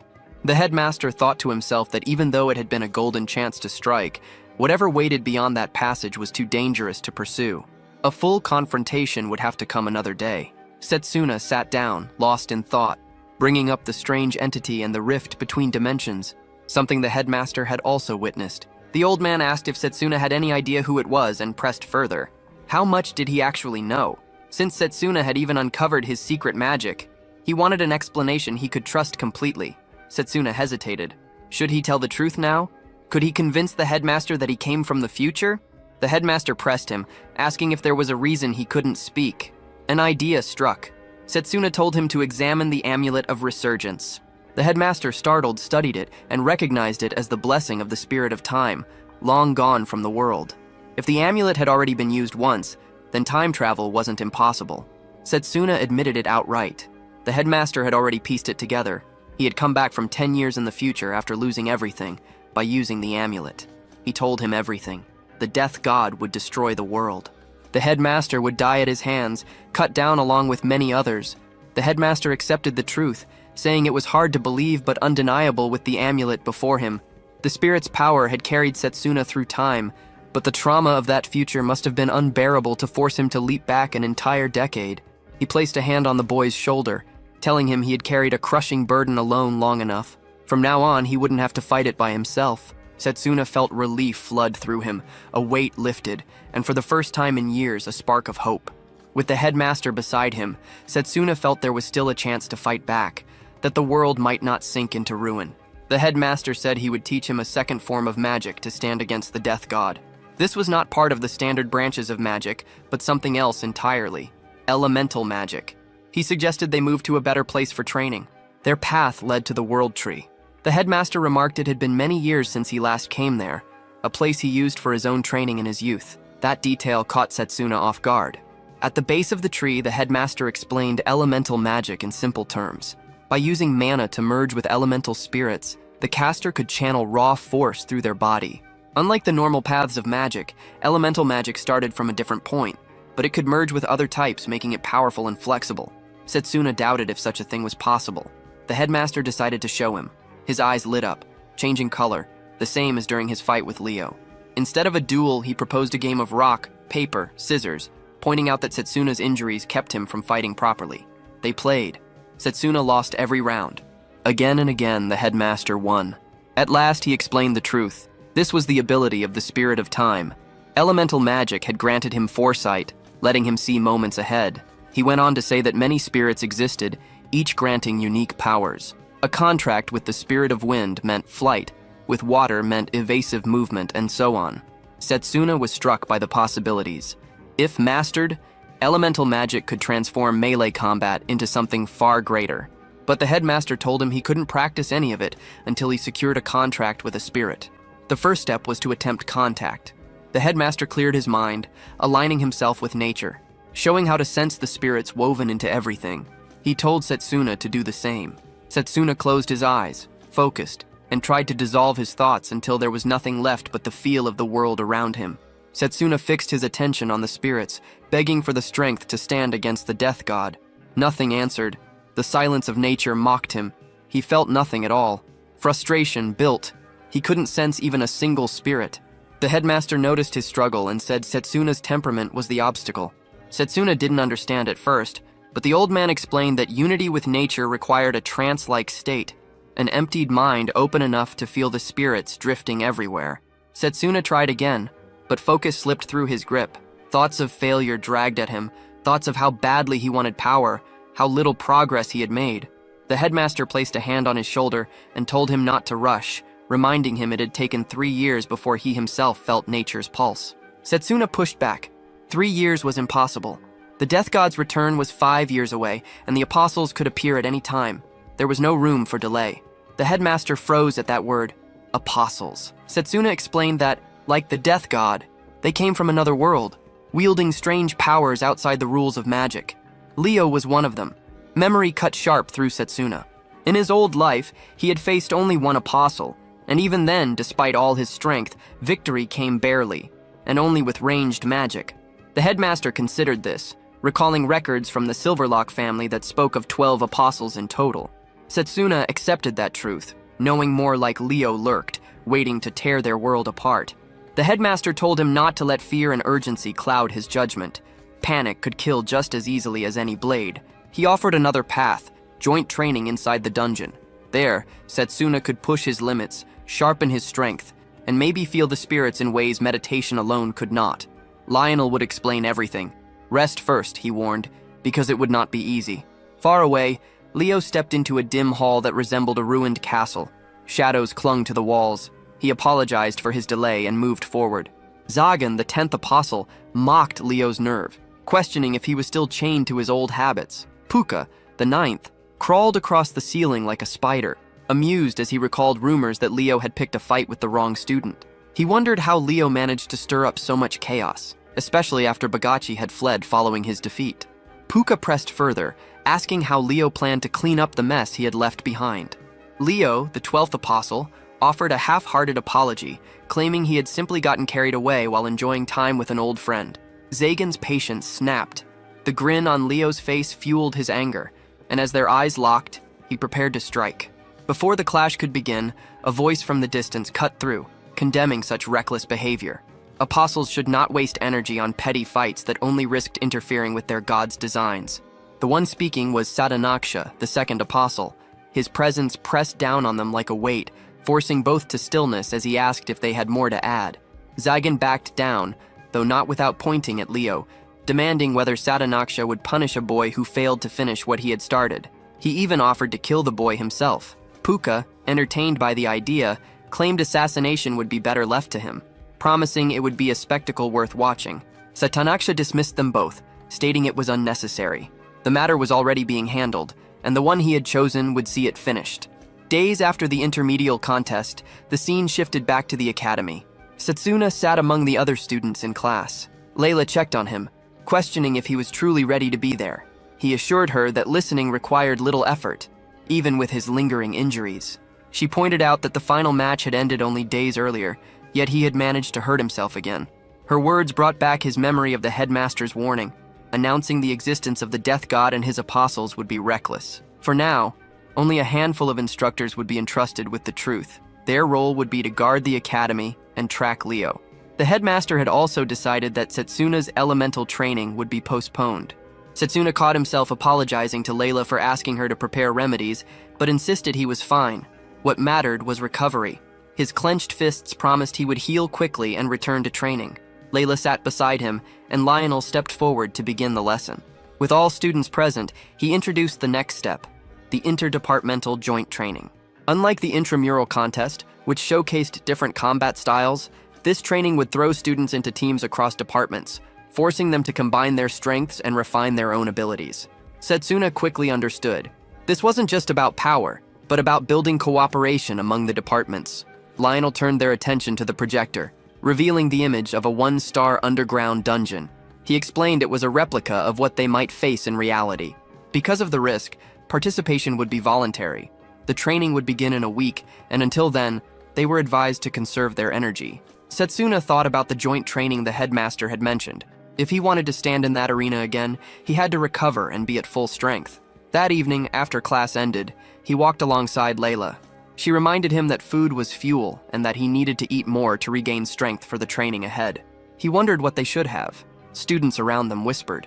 They recognized him as the intramural contest winner, the melee mage who had shocked them all.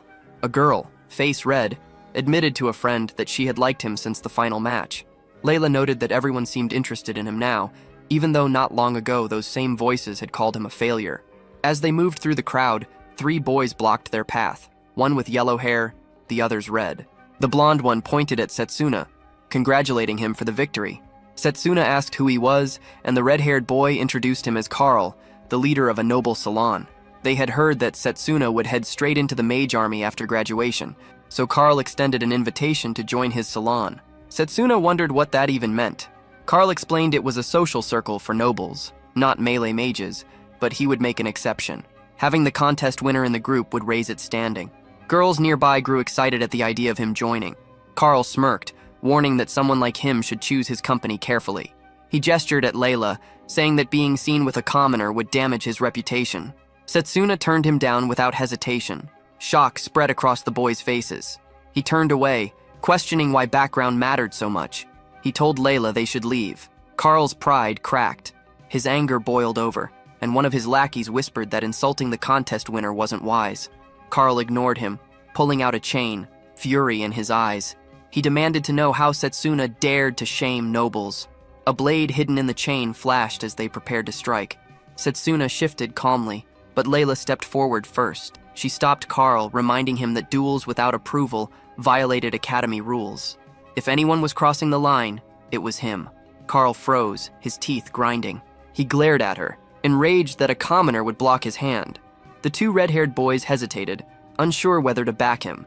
Carl finally pulled back, swearing that his father would hear about this. The 3 stormed off, leaving the hall tense. Layla smiled at Setsuna, and he noted quietly that she was growing stronger too. Before he could dwell on it, another voice called his name. He turned, half annoyed at who it might be this time. Carol stood there, waving lightly. Relief touched him at the sight. She looked better. She told him it was thanks to him, and that she wanted to thank him properly. Her face flushed as she asked him to come to her room. Layla tried to make sense of what was happening. The scene shifted to Carol's room. She welcomed Setsuna, Drago, and Layla, explaining she was preparing a meal to thank them for saving her life, though it would take some time to finish. Setsuna, still uneasy, insisted it wasn't necessary. Carol dismissed his concern and told him to wait. Layla offered to help, noting that cooking alone would be too much work. Carol accepted. Even so, Layla couldn't stop thinking Carol had meant to invite only Setsuna, and her mind drifted toward less innocent possibilities. Drago, clearly puzzled, asked why he was there at all. Carol simply said the more the better. In the kitchen, Layla remarked she had never seen anything like the ingredients Carol used. She didn't even know food could aid recovery. Carol explained they were recovery foods. Meanwhile, Setsuna glanced around the room, remembering the headmaster's words. Carol had no memory of Leo. It could have been shock-induced amnesia, or maybe Leo had tampered with her mind. Though grateful she had survived, Setsuna couldn't shake the thought that someone might target her again. Drago noticed Setsuna's heavy expression, pointing out that he often took things too seriously and should loosen up. Setsuna considered his words, but a sudden loud crash erupted from the kitchen, sharp as an explosion.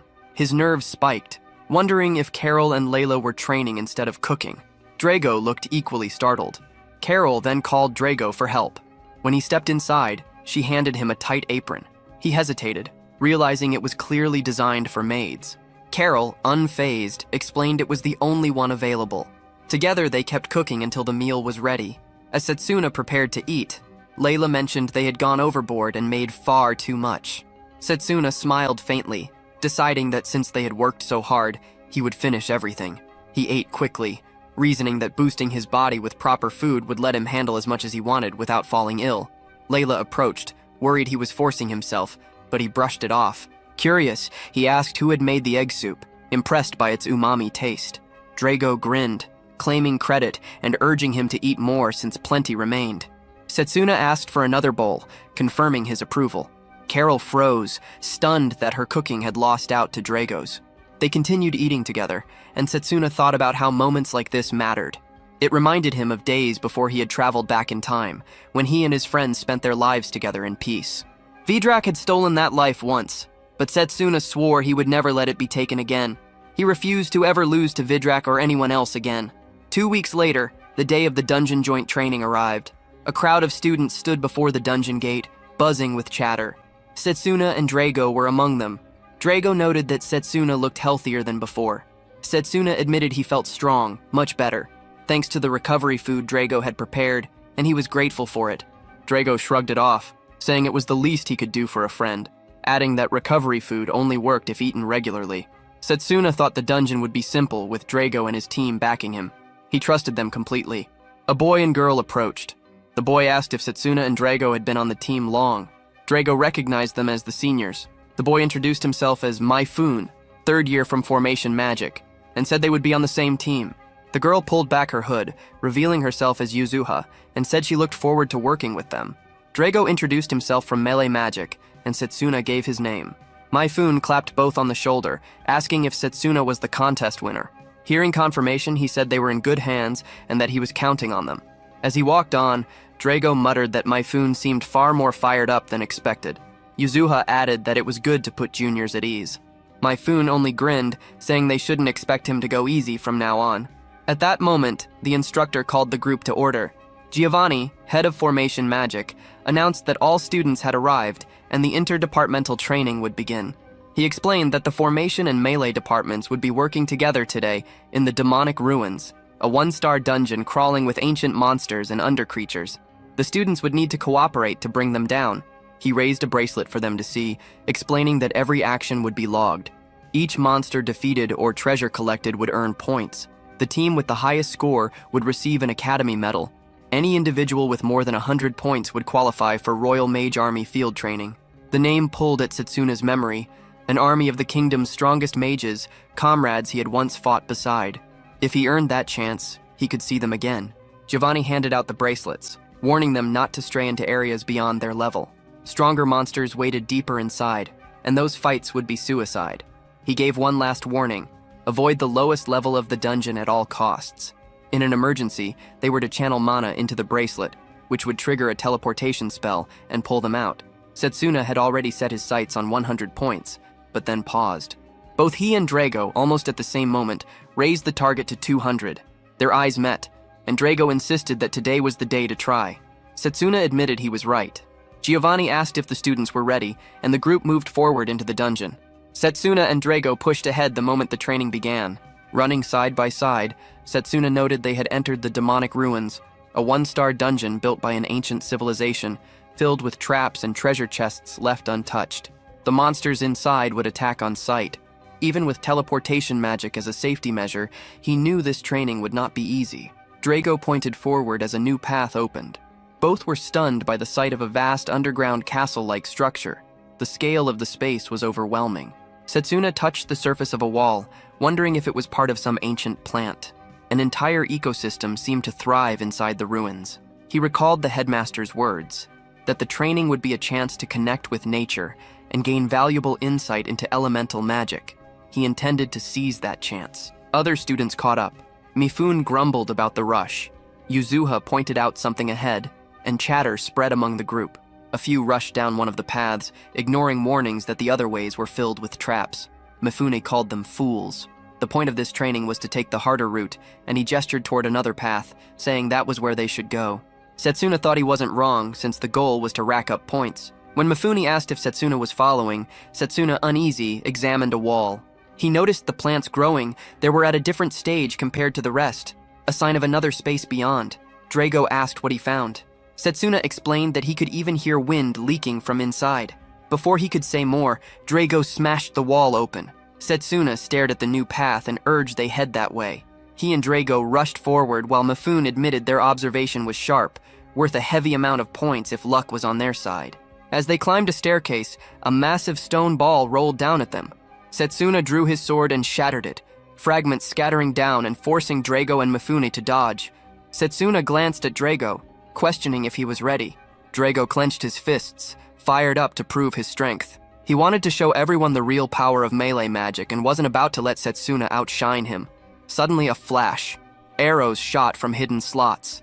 Mifune twisted clear, then destroyed the source of the attack. Drago noted Setsuna's speed, always one step ahead. He said clearing the traps would leave a clean path for the seniors behind them. Then a chest came into sight. Before Setsuna or Drago reacted, Mifune used magic to snap it open. He claimed the contents and logged 15 points, thanking Drago for the assist. Drago was stunned when he realized whoever opened the chest kept the treasure. He swore Mifune wouldn't steal the next one. Setsuna and Drago pushed ahead, but Drago sensed something odd along a wall. He smashed it open, exposing another chest. Before he could touch it, Mifune's magic snatched it away, raising his score to 30, while Drago stayed at 0. They pressed on until Drago came across a night-stalking obstacle. He tore at it, cutting off limbs piece by piece, but Mifune stepped in at the last second, finishing it off and claiming 10 points that should have been Setsuna's. Time passed before Drago finally earned 10 points of his own, while Yuzuha sat at 30. Mifune had stolen more in the meantime, pushing his total to 55 and leaving Drago seething. During a short pause, Mifune mocked him, saying skill meant nothing without awareness. He demanded to know how Drago expected to rack up points with such a mindset. Setsuna, holding 25 points, weighed the situation. The rules didn't require splitting loot fairly, but stealing from juniors was low, and seniors should show more discipline. Yuzuha called Mifune out, but he scoffed.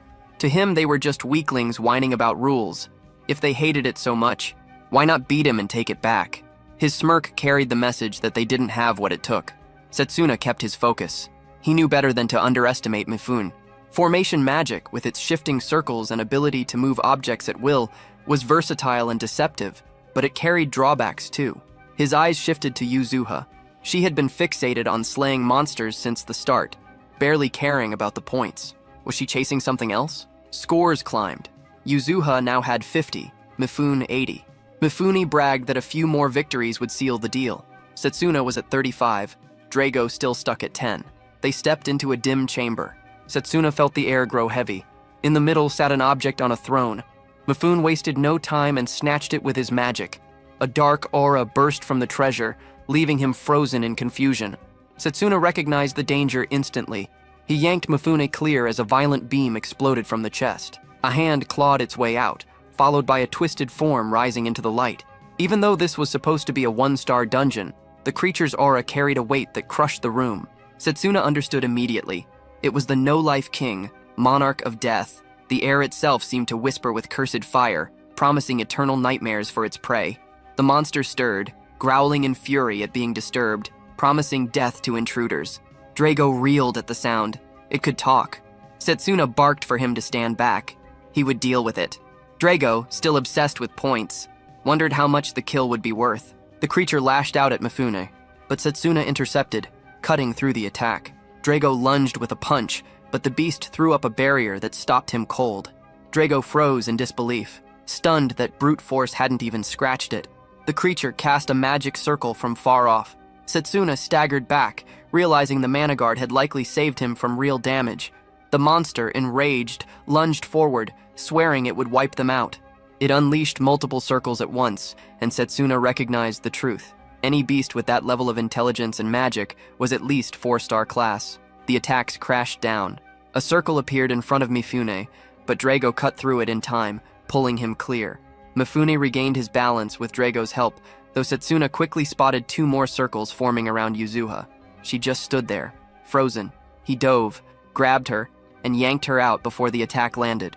She nodded weakly when asked if she was fine, though her behavior still felt off. Drago tore apart more circles, forcing a path open. Setsuna touched his bracelet and gave the signal.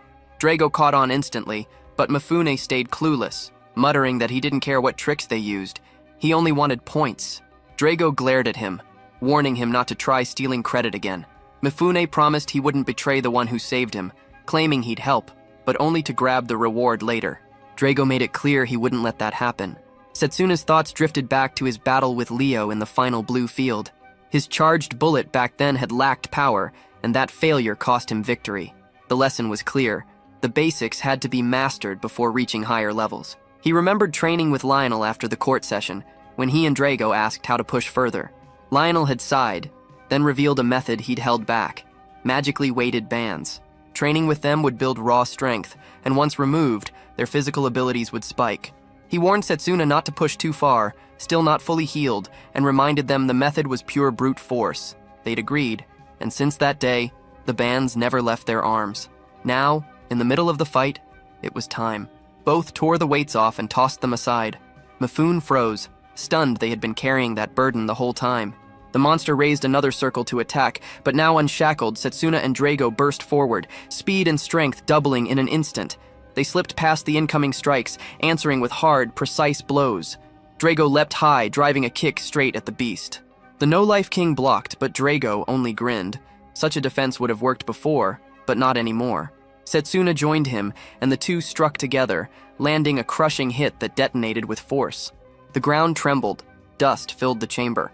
When it cleared, the No-Life King lay broken, its presence erased. Both their bracelets glowed, each score spiking by 50. Drago assumed the split came because they had ended it side by side. Mifune, still reeling, could hardly process what he had seen. Was this the real depth of their strength? Never had he witnessed melee magic students reach such a level. Before he could gather his thoughts, Setsuna turned to call out to Yuzuha, but she had vanished. The ground suddenly shook with violent force. A quake ripped through the dungeon, cracks splitting underfoot. Mifune slipped, about to fall, but Setsuna grabbed him and hauled him back. Their attention snapped forward. An entire swarm of monsters poured from the distance, roaring with bloodlust, charging straight at the students. Panic spread as the students scrambled. Setsuna's pulse thundered. Something was wrong in this dungeon. He, Drago, and Mifune cut down the charging beasts, focusing their strikes on heads to bring them down faster. But Mifune realized no points were appearing from the kills. If Setsuna hadn't figured it out already, they'd be wasting their strength. Through the clash, Setsuna deduced the truth. These creatures, fueled by dark magic, revived endlessly, making the kills worthless. Drago cursed them as hollow targets with nothing to gain. Mifune muttered about how bizarre it was to see monsters like these inside a one-star dungeon. Setsuna felt a foul aura rising from beneath the floor. He told the others the source was below, and though Mifune doubted, Setsuna was certain. The presence reminded him of Yuzuha. Drago moved to descend first, leaving Mifune hesitating, but Setsuna pressed the point. Without them, Mifune was useless. The jabs stung, as if Setsuna had questioned his worth. Setsuna even drove it further, calling out that all Mifune had shown so far was stealing points from juniors before moving down himself. Monsters kept flooding in, and Mifune grumbled at the whole ordeal, but followed. Watching Setsuna and Drago fight, he noticed how sharp their coordination was, wondering if this was really their first time training together. Drago snapped at his chatter, only for Mifune to scoff that it beat listening to undead groans. Setsuna pressed toward the source of the foul mana. They found it, an eyeball creature unlike anything Setsuna had seen, pulsing with the circle that spread the dungeon's corruption. He marked it as the core of the outbreak. Mifune, puffing himself up, claimed they should follow his lead since he knew dungeon strategy better. Drago stretched and accidentally clipped him, tossing out a quick apology. Setsuna struck the eyeball beast hard, finishing it and claiming 10 points. The ground rumbled again. Drago stiffened, realizing the undead were already on their way. Setsuna reasoned that the undead must have realized their source was under attack and were swarming to defend it, which meant cutting them down would bring in more points. Drago, restless and hungry for release, welcomed the chance to tear through them. Mifune, by contrast, wondered how Setsuna and Drago showed no fear while he himself could barely hold steady. All he wanted was to reach 100 points and get out of the dungeon fast. Setsuna asked about Yuzova. Mifune admitted he had no idea, guessing she had bolted in fear. But Setsuna wasn't convinced. She hadn't flinched even against the No-Life King. Something about her had been off. Dark magic clung to creatures that had no place in a one-star dungeon, leaving him unsettled. He wondered if one of the apostles had a hand in this.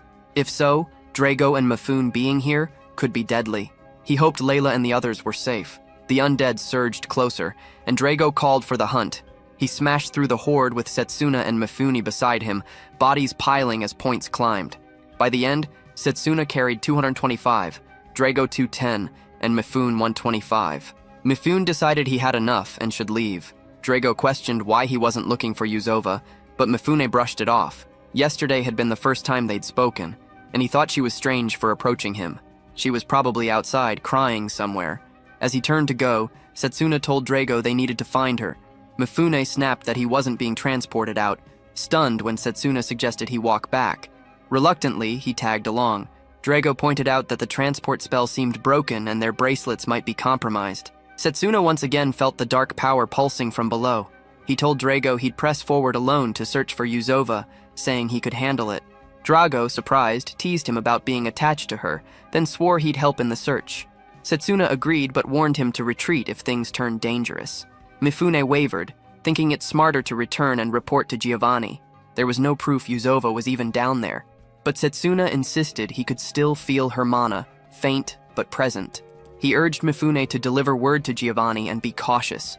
Mifune seethed, convinced Yuzova had abandoned them. Everything seemed to be unraveling, and he doubted both staying and leaving. Drago gripped his shoulder, telling him to stick with them, to find Yuzova and hide. Mifune gave in, saying he would as long as they left once she was found. They descended deeper, and Mifune questioned how only Setsuna could sense her mana. Setsuna explained it was practice. Suddenly Drago froze, the air heavy and thin, every breath harder. They stopped, listening, until a faint sound echoed. Setsuna pointed ahead. Drago advanced, certain someone was there. Mifune wondered if it was her. Relief came when they found Yuzova inside a black circle, half her body swallowed, crying out for help. Mifune shut his eyes, shaken at what he saw. Setsuna blocked Drago, warning him to stay back. Yuzova wasn't just trapped.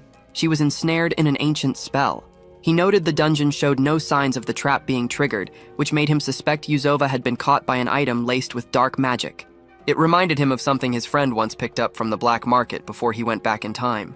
Setsuna was sure Yuzova hadn't used it willingly, meaning someone had set her up. The trap could only be undone with a specific spell, and only a weapon carrying that spell could shatter it. Driven, Setsuna forced the circle open and dragged Yuzova free. She collapsed against him, and he urged her to stay conscious. The source of the curse was clear, the earrings she wore. Mifune questioned what had happened after she vanished, and whether it could be reversed. Setsuna hauled her onto his back, insisting she had to be protected. Relief hit him that they found her before it escalated further, and he resolved to explain it all to Giovanni later. He was certain the apostles were behind this. Drago kept watch, unsettled by how twisted everything had become, but pushed the reminder that getting Yuzova out was what mattered. Setsuna pressed Mifune to try the transport spell again. Mifune attempted it but got nothing, grumbling that Giovanni might have handed him a faulty bracelet. Setsuna tested his own and found it dead too. Drago urged them to move before things worsened. The ground roared beneath them, rumbling hard, and for a moment they thought it was another quake. Rocks came crashing down, cutting off their path, while Drago barked at Mifune to move faster. Too late. The exit was sealed. Setsuna suggested a safer route instead. Elsewhere, Layla and her team pushed through the dungeon, calling out for survivors. A cry for help led them to a boy pinned under rubble.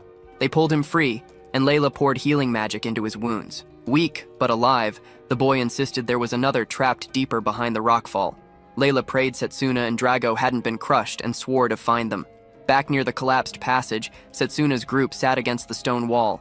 Drago considered blasting through with a charged bullet, but Setsuna warned it might spark another collapse. Drago argued they stood a good chance of breaking out once the path cleared.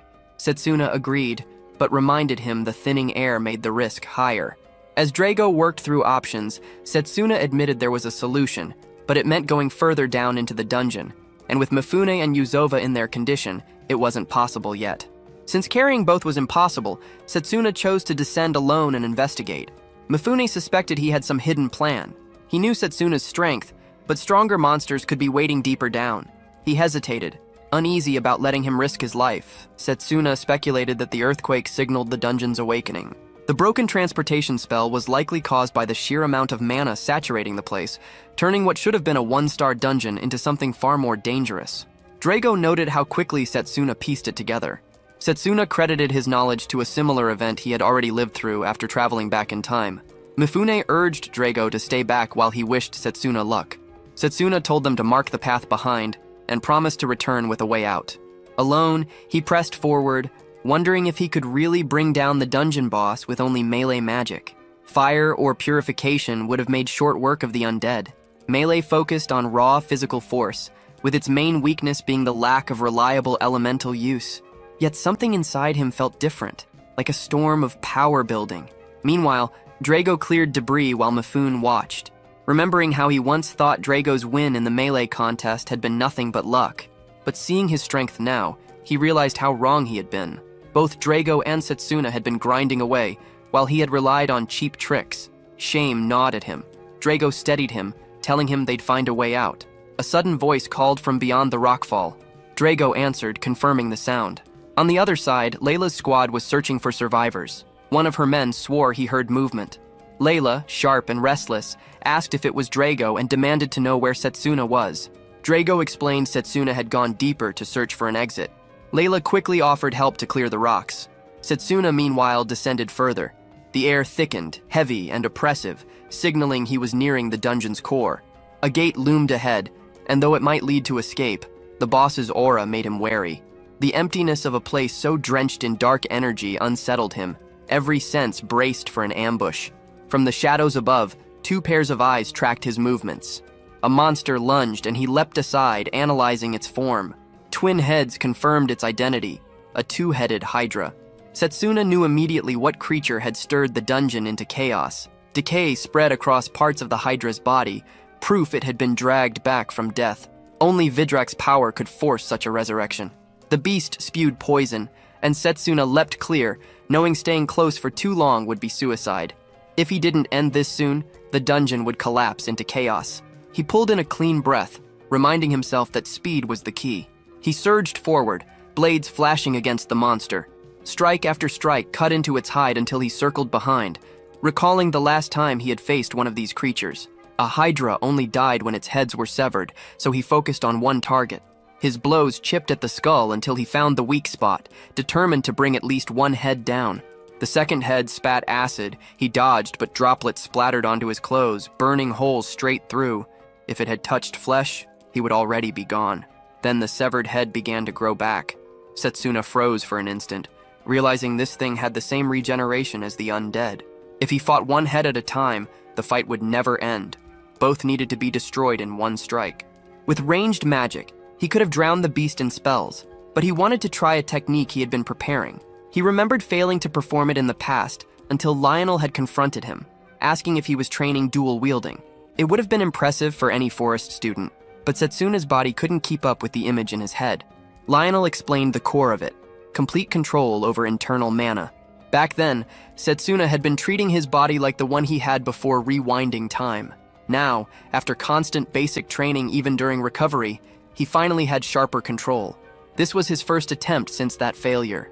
He concentrated, gripping the blade he trusted most, then reached for the second to launch the attack. The strike came out weak. While airborne, the hydra's tail smashed him into a wall. He staggered, regained balance, and readied himself again. The technique was draining far more mana than he had expected. The hydra answered with another acid spray, and he pushed his speed harder, knowing any slowdown meant death. Another hit would finish him. His body wouldn't withstand it, and death here wasn't an option. He stepped back, knowing this was his last shot. A deep breath steadied him. Every drop of energy gathered. Focus locked. He forced the hydra into the wall, then leapt, both blades cutting loose in a storm of strikes. The flurry ended with one head crashing down. As he expected, losing both heads broke its limit. The body collapsed. Regeneration finished. He glanced at his torn hand, admitting the dual blade technique was still clumsy. More training was needed before it became natural. Giovanni appeared, applauding, remarking on how impressive it was to kill his creation with melee magic alone. He even guessed Setsuna had been the one who crushed Liu that night. Setsuna turned toward him. Giovanni noticed the lack of surprise, like Setsuna had been waiting for him. Setsuna made it clear this wasn't the first time he had faced something like this, always ready for any outcome. Giovanni accepted that, saying narrow minds die fast on the battlefield, while Setsuna carried both skill and sharpness. Setsuna demanded answers. Was Giovanni an apostle? And why was he doing this? Giovanni admitted that after watching the contest, one thought consumed him. What a fine specimen. He wanted Setsuna's corpse as an undead puppet, the same way he had taken Yuzova. Setsuna realized then that Giovanni was the one behind her transformation. Giovanni went on, saying she had volunteered to act as his guide. He expected much from her, but she irritated him with needless approaches and foolishly took his earrings without doubt. To him, she should see it as an honor to become undead. Setsuna's fists clenched, fury boiling over. Enough. Giovanni would pay for all of it. Elsewhere, students collapsed after pushing rocks, worn out and cursing their fate. Drago finally spotted Layla, joy flooding his face. Relief crossed hers too. Drago thanked the group for their effort and said it was time to find the way out. Layla admitted she had no idea where they were, but pointed out that the quakes had stopped and the red glow was fading. Drago guessed Setsuna had beaten the dungeon boss. Mifune noticed his bracelet reacting to mana. Layla confirmed it and suggested they climb higher to find a spot where teleportation worked. Drago asked her to take charge since Setsuna hadn't come back yet. He needed to check on him. Layla agreed, promising to wait outside with the rest. Drago thanked her and headed down. Meanwhile, Setsuna burned with rage at Giovanni, swearing revenge. Giovanni brushed it off as easier said than done. Setsuna lunged, fist driving forward, but Giovanni dissolved into ice with Frost Phantom, the blow shattering the frozen decoy. A sharp shard of ice struck Giovanni as he reappeared at a distance. He taunted, calling melee magic crude, weak, only fit for close-range fighting. He mocked the idea that he'd just stand and take such a pitiful blow. Setsuna recognized the type, one who tricked opponents and struck while they were off guard. He also knew he had already burned through a lot of mana fighting the Hydra. The fight needed to end fast. He rushed, analyzing Giovanni's magic, realizing it worked like Mifune's formation tricks. Some mechanism was bound to his teleportation. As Setsuna launched his next strike, ice surged back to block. He turned, spotting a magic circle forming where Giovanni had warped. Another burst of ice tore into Setsuna, and he felt his body dragging from the poison still in his veins. Giovanni sneered, mocking the weakness, claiming it was pathetic and asking why he didn't just give up. Setsuna's rage spiked, swearing that Giovanni would pay, that he would never forgive him, and that the curse on Yuzova would be broken. Giovanni, amused, remarked that Setsuna seemed to know exactly how to undo it. He dismissed Setsuna's concern, saying Yuzova had already served her purpose as bait to bring him here. If Setsuna still wanted to free her, Giovanni had a better idea. He yanked Setsuna by the hair and demanded loyalty. Fury boiled over, and Setsuna swung at him again. Giovanni blinked a short distance away, but Setsuna pressed forward. His blade finally landed, carving through Giovanni's arms. Giovanni stayed calm, calling him a fast learner, then regenerated the limbs with ease. He said Setsuna would join his undead collection eventually, though he still had much to teach. That was when Setsuna realized Giovanni himself was undead. Giovanni confirmed it, claiming he had been on death's door until Vidrak appeared and gifted him immortality. Now he saw himself as Vidrak's masterpiece. He scorned humans as fragile things, quick to age and rot away, insisting it was his duty to grant them real happiness by giving chosen ones eternal bodies. He taunted Setsuna again, saying the fight was over, that he no longer had the strength to resist. Setsuna's body sagged, head fogging, but he forced himself to think of a way to end it. His strength was slipping fast, then a presence brushed against his senses. Someone was close. Giovanni began chanting beneath him, dark magic crawling across the ground, claiming Setsuna had nothing left. The realization hit. Giovanni was starting the ritual. But before it could build, a stone flew in, striking Giovanni from afar. Drago had arrived. Setsuna seized the chance, driving his fist into Giovanni. Ice flared again, but this time the fight tilted his way. He leapt clear of the circle as shards speared past him. Drago's voice reached him, checking on his condition. Setsuna admitted Drago had just saved his life. Drago scanned the damage across Setsuna's body, but Setsuna brushed it off, saying he could still fight. He asked about Mifune and Yuzova. Drago told him the rest had gone upward, meeting Layla and the other teams. Setsuna was sure that if Layla was with them, they would be safe. Giovanni snarled, furious at the interruption, never expecting Drago. Drago demanded to know if Giovanni was the one behind everything. Setsuna confirmed, stating Giovanni was responsible for all of this and needed to be stopped now. Rage flared in Drago, disgusted that Giovanni had hidden as an instructor while plotting this chaos. Setsuna quickly laid out Giovanni's pattern. They had to stay fast, dodging his strikes. When Giovanni warped, he couldn't do it endlessly. That was their opening.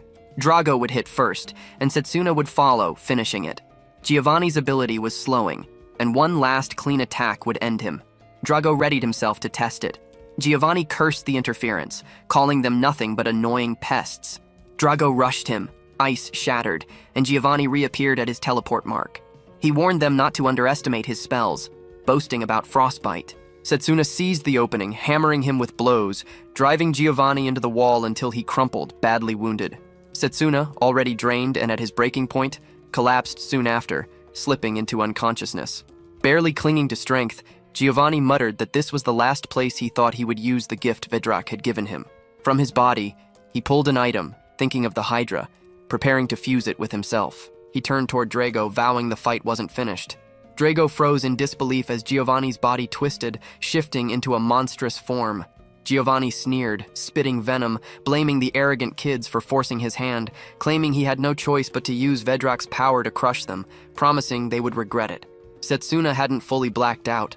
Through the haze, he realized that if nothing changed, Giovanni would do whatever he pleased. His own vision blurred, consciousness slipping. Then a flare burst into sight, sparking memories of the headmaster's lessons about elemental magic, about its nature and flow. The moment felt just like the trance the headmaster had described. Spirit energy pressed in from all sides. He reached toward the flare, hoping the spirit would give him power to protect them all. A sudden voice snapped through him, telling him to stop his noise. The scene shifted. Stones floated around him, the air nothing like the dungeon. He questioned if he had been carried to another world. Turning, he saw a colossal spirit, surrounded by burning flares, its body massive enough to swallow him whole.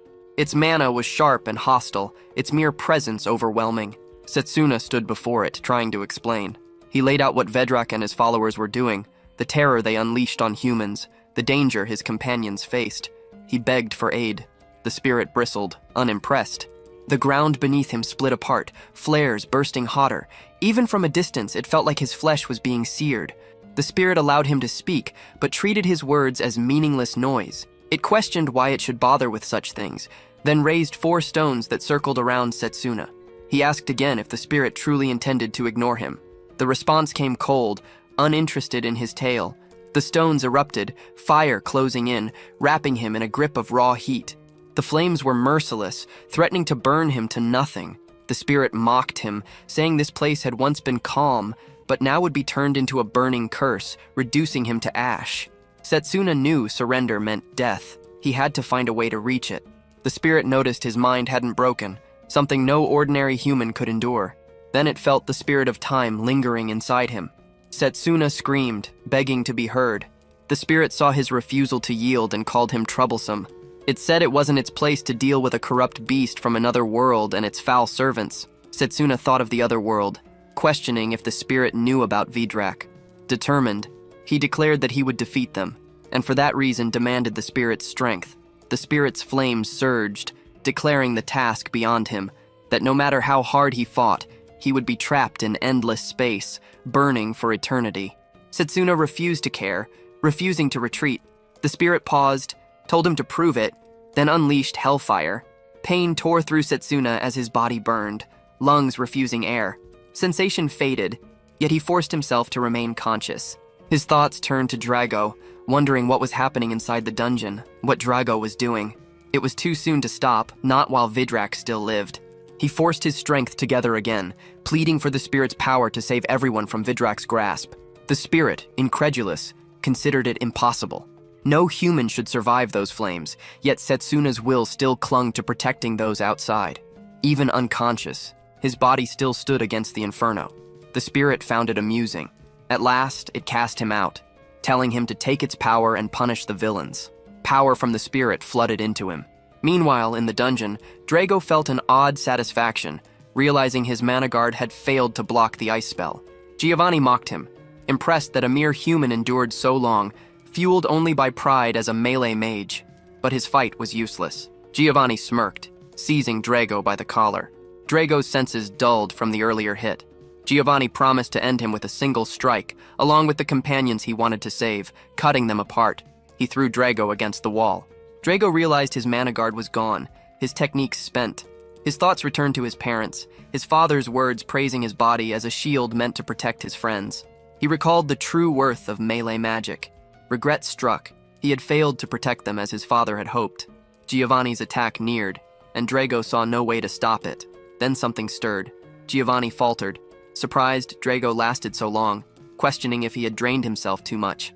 He looked again. Drago was gone. Setsuna now stood, flares burning around him. Drago felt the heat close by and realized it was Setsuna. Giovanni's shock froze him at the sight of Setsuna's new form. Then Setsuna vanished.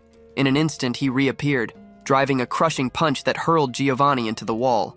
Giovanni questioned how a close combat mage could wield elemental magic. His recovery was slowing, and the flames surrounding Setsuna were unlike anything he had seen. Another crest burned across Setsuna's body, proof of two different magical lines, something that should not exist. Fear pressed at Giovanni, though he refused to admit it. He shouted denial, declaring himself undead, beyond death itself. Poison burst in a vortex, certain no living being could withstand it. Setsuna moved cleanly, brushing the poison aside with nothing more than a release of mana. Giovanni staggered, stunned by the sheer force pouring from him, unable to understand where such power came from. He saw Setsuna's control fraying, his strength wild and unstable, and mocked him for blacking out mid-fight. He slashed for Setsuna's back, aiming to cut him down, but Setsuna dodged as if by instinct. Giovanni froze, realizing if he stopped those movements, victory would be his. A strike landed square on Setsuna, locking him in place. Giovanni sneered, calling him a human crawling in a world of dragons, vowing to sever his head and prove undeath superior to life. Layla arrived, cutting into the fight. She apologized for being late and swore he would not harm Setsuna again. Giovanni, focused on Setsuna, barely noticed her until he struck at her too.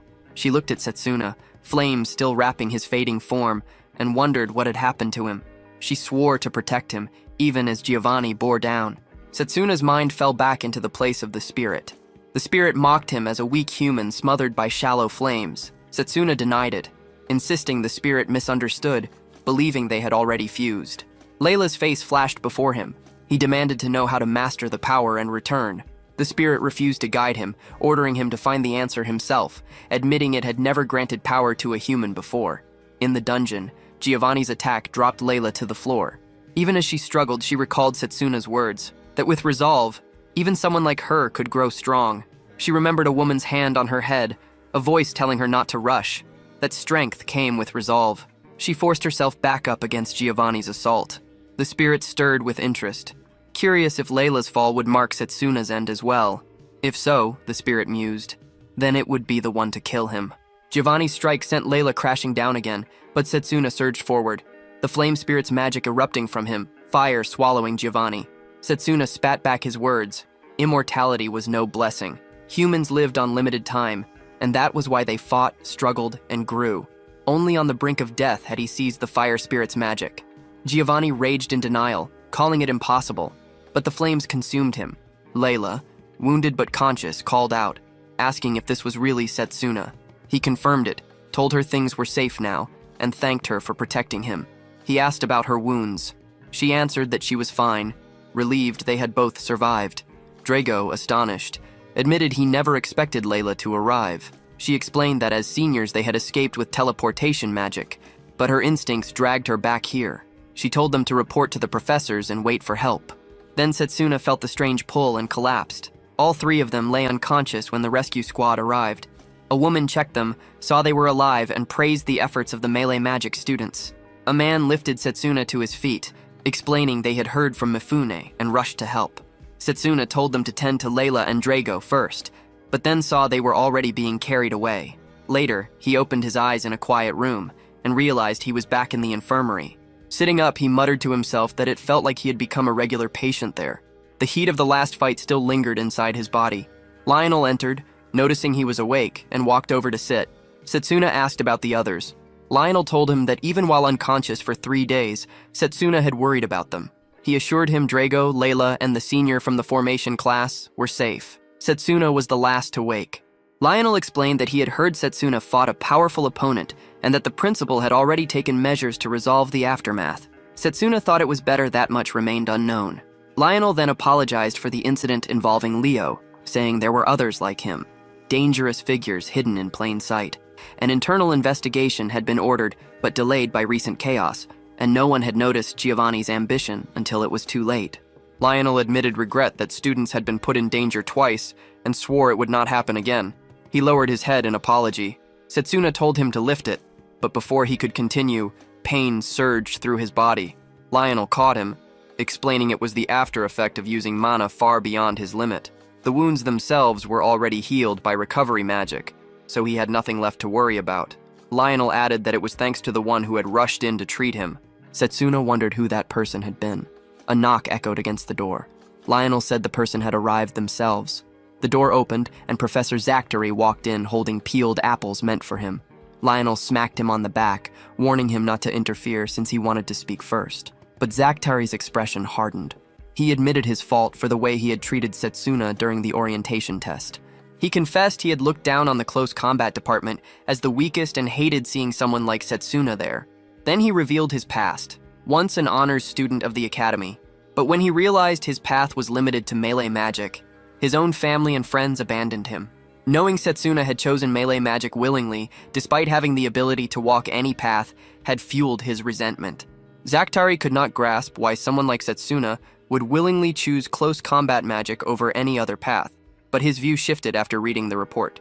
Setsuna's team had achieved the highest score in joint training, and he himself had set a new record for the Close Combat Academy. That feat alone had caused the planned joint drill with the kingdom's Megas battalion to be cancelled. What mattered more to Octar, however, was that Setsuna had proved the department could stand on equal ground with the rest. He reached out his hand, giving thanks for the proof. Setsuna thought the man before him seemed like an entirely different person now. Though maybe it only felt that way because the first impression had been so rotten. He reached back, offering his own hand, admitting that he also owed Octar gratitude for saving him. Octar accepted and left, saying they would meet in class. Once alone, Lionel produced a glove, explaining it had come from the principal. Bandages would not serve as a permanent cover for the mark on Setsuna's hand. The glove had been crafted for the crest of spirit magic, an ancient mark no one had seen or even heard of in generations. Setsuna asked if Lionel knew about spirit magic. Lionel told him it was the same as ancient magic, the very force that sparked the Great Magic War a century earlier, and it had been outlawed ever since. He warned Setsuna not to reveal it, because if the Holy Church discovered it, disaster would follow.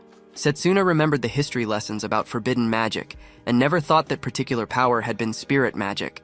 He asked Lionel how he even knew such details. Lionel explained that the principal had told him enough about the evil god, the apostles, spirit magic, and even Setsuna's return from the future. Within the academy, only Lionel and the principal carried that knowledge. Relief ran through Setsuna knowing Lionel understood, though he doubted if revealing his secret had been the wisest choice. Lionel brushed it aside, saying he didn't care about past lives. What mattered was that Setsuna was now a student of the Close Combat Department. Setsuna thanked him, then asked about the principal. Lionel answered that the man had gone to chase down a clue on the apostles and would be away for a while. Setsuna wondered what kind of clue that could be. Lionel stood, saying Setsuna could ask him when he returned. For now, rest was more important, and when Setsuna recovered, Lionel had something else to tell him. Setsuna wondered what it was as Lionel left the room. He looked at his hand, replaying the fight. He had drawn out the spirit's power. It should have ended badly, yet he had managed to contain it, thanks to Layla, but he doubted he could repeat it. Removing the bandages, he stared at the mark burned into his palm, weighing the immense power it carried. A voice echoed suddenly, confirming the thought. The voice said it was true, and warned that a human like him should not believe he could master the spirit's power so easily. Setsuna froze, wondering if the spirit itself had spoken, but when he glanced around, the room was empty. Something stirred beneath the blanket on Setsuna's body. A small creature shot out with startling speed and landed on his head. The pet introduced itself with cheer, announcing its arrival.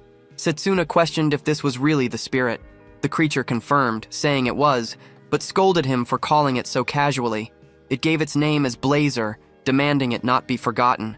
Setsuna looked at him and thought the image didn't quite match the overwhelming figure he had seen before. Blazer hopped to the window, eyes wide at the sight of modern human society, everything appearing massive from his small frame. Setsuna guessed that was because of Blazer's size and wondered if it mattered. Blazer dismissed it, saying the world wasn't inherently special, but admitted it gave him a fresh view. It was his first time in this form. Setsuna asked why he had taken such a form. Blazer answered that he normally ignored questions like that but would explain. Their bond was tied through the crest, and keeping his presence stable required mana. If he remained in his true form, Setsuna's supply would burn out instantly. Shrinking himself allowed the flow to last. Setsuna saw his chance and asked about the spirit's role in the Great Magic War a century ago, and what became of it. Blazer's tone shifted. He claimed he remembered little, saying he had simply raged during his old contractors' war and had no interest in the past. He preferred the present. Without warning, he sprinted out of the room. Setsuna chased him. Knowing if the Holy Church discovered a spirit's existence, they would both be dragged into an inquisition.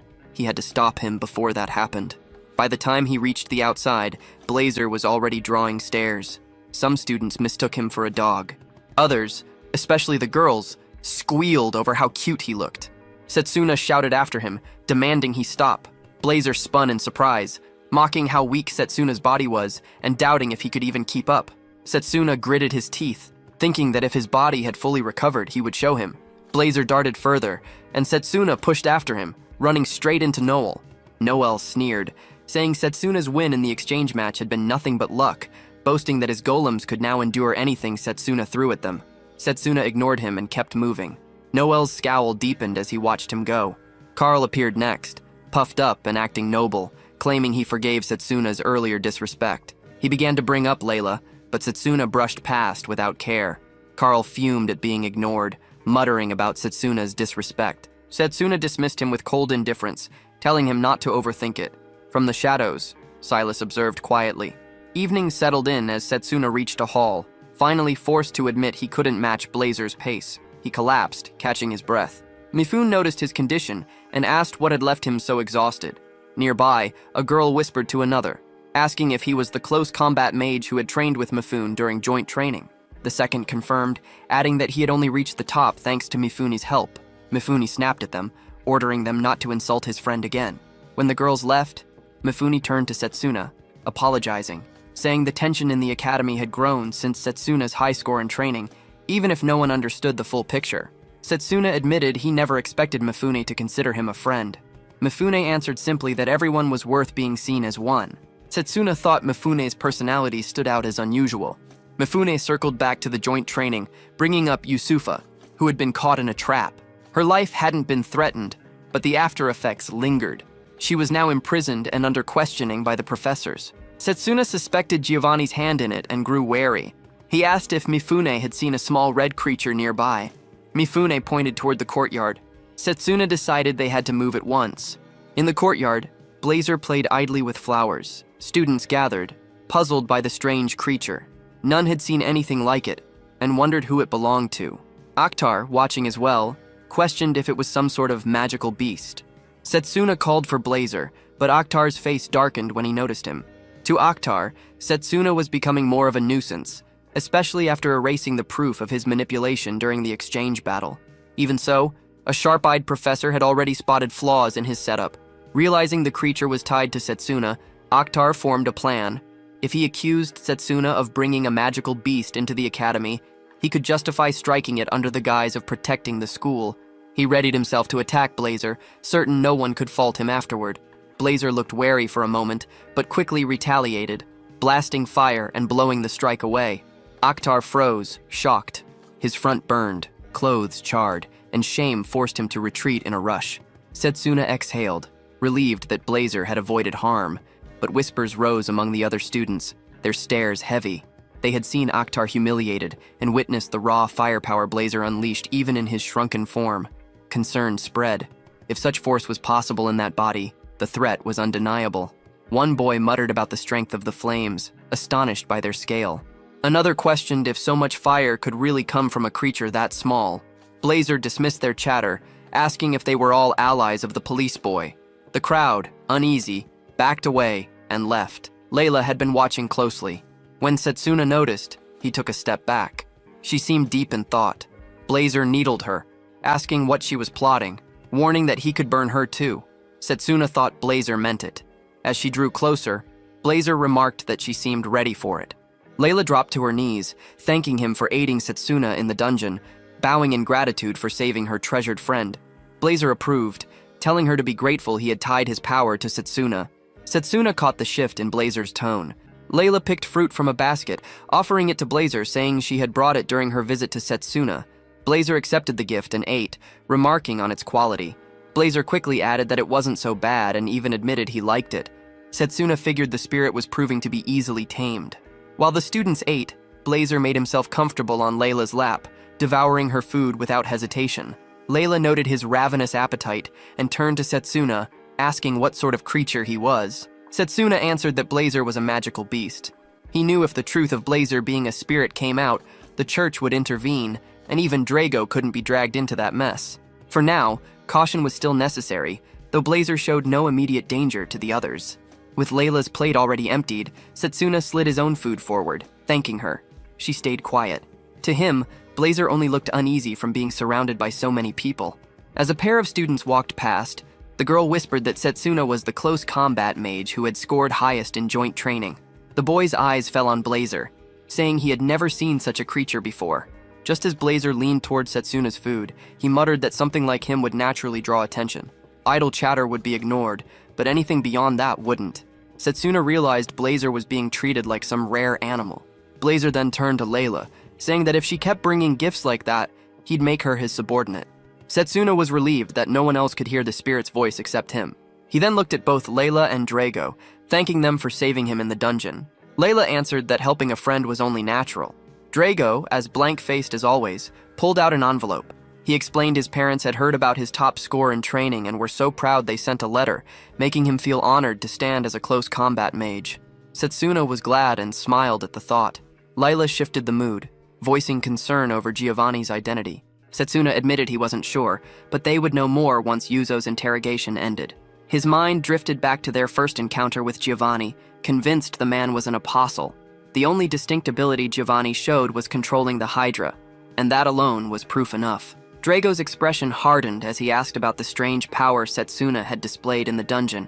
He had seen the energy field made of mana, and it didn't resemble close combat magic at all. Setsuna stalled, uncertain how to answer. Layla then guessed aloud that Blazer had lent his strength to him. Hearing this, Blazer admitted she had sharp perception, since she recognized the source of the power. Setsuna thought the spirit had already been completely domesticated, leaving him strangely empty as he fumbled for how to explain it. The moment broke when Professor Silas barked Setsuna's name. As Silas closed in, two nearby students whispered if he was about to scold someone again. Silas snapped at them to leave, and they scattered. He pointed straight at Blazer, demanding to know what kind of creature he was, remarking that he didn't look like one of the forbidden beasts. Setsuna's stomach sank. The situation had turned bad. Silas pressed further, berating him for not registering his pet with the academy. At the word pet, Blazer bristled in rage. Silas narrowed his eyes, questioning if there was a valid reason for Blazer's presence, warning that if not, he would take steps to have the animal removed. Blazer's fury boiled, ready to strike back, but before anything happened, Zetri appeared. He cut in quickly, apologizing for the mistake. He claimed he had received the registration form, but had carelessly forgotten it, bowing low to Silas in apology. Everyone understood Zetri was covering for Setsuna. Silas, caught off guard, looked at him in disbelief, remarking that a professor was bowing his head for a student, especially one like Setsuna, who now stood as the top and most decorated in the close combat department. The sight left him embarrassed. Zachary, still bent forward, admitted it was as Silas said. Drago, irritated, slammed the table and got up, striding toward him. With a sharp grin, he declared the close combat department's victory and the joint training was thanks to Zetri. Setsuna and Layla also stepped closer, offering their thanks. Setsuna expressed his gratitude directly, while Layla, even recognizing Zetri's questionable ways, acknowledged that he had acted for their sake.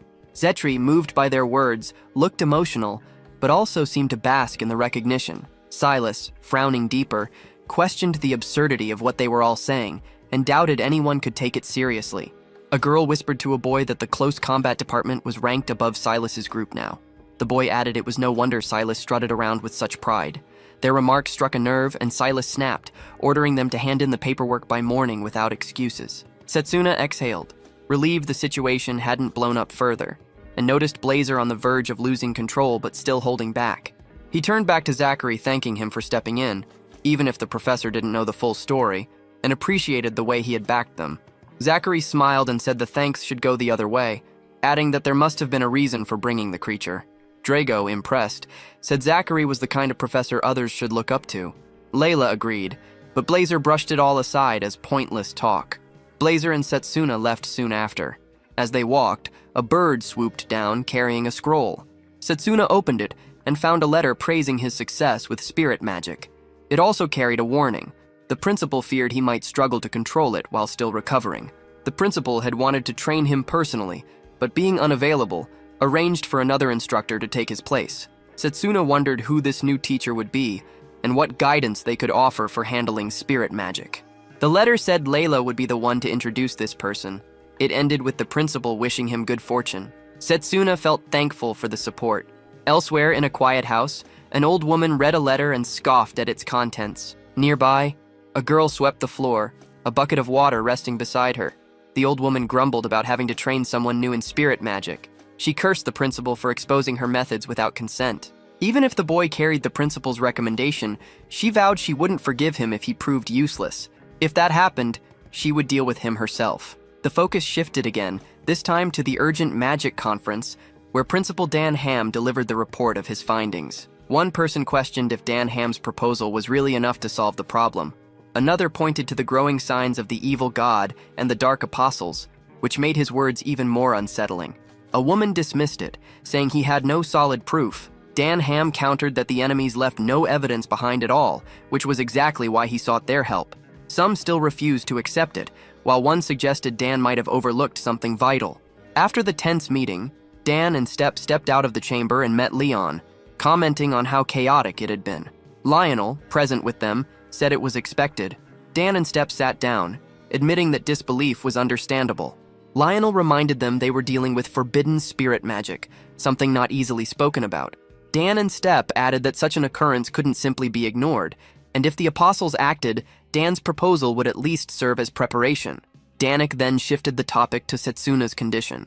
Lionel reported he was recovering steadily, though he was straining himself too much and needed more time to fully heal.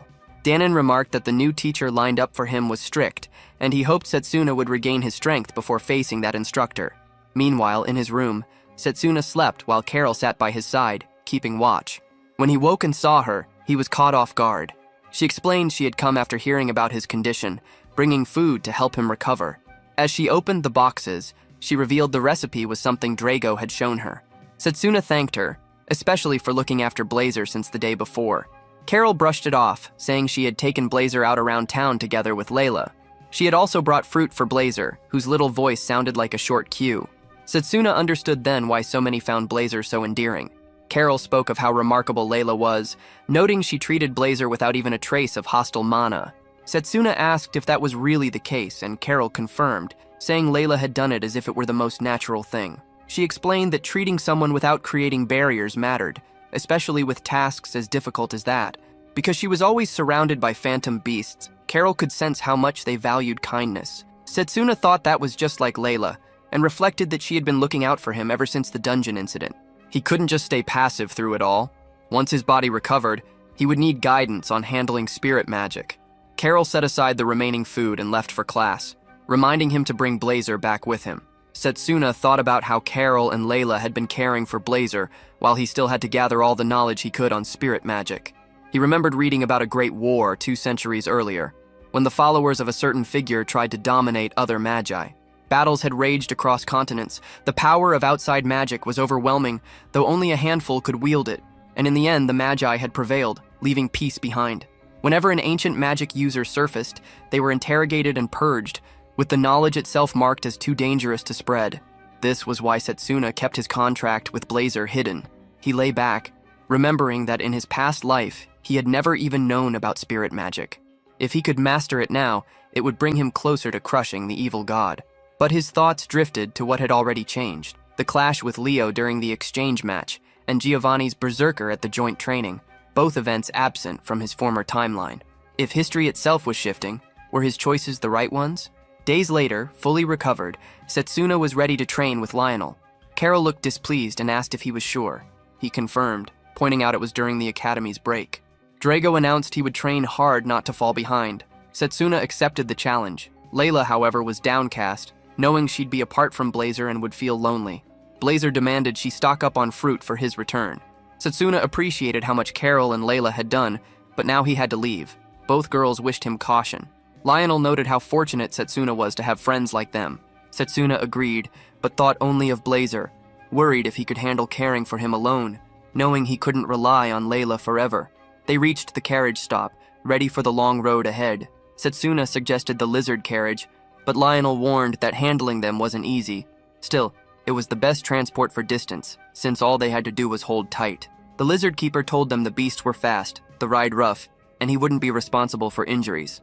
Setsuna accepted that, thinking it depended on how one resonated with the animal. He climbed on with ease, treating the lizard naturally, and it responded. Settling in, he thought it felt fine. The keeper clapped, startled, admitting he had misjudged him because of his age.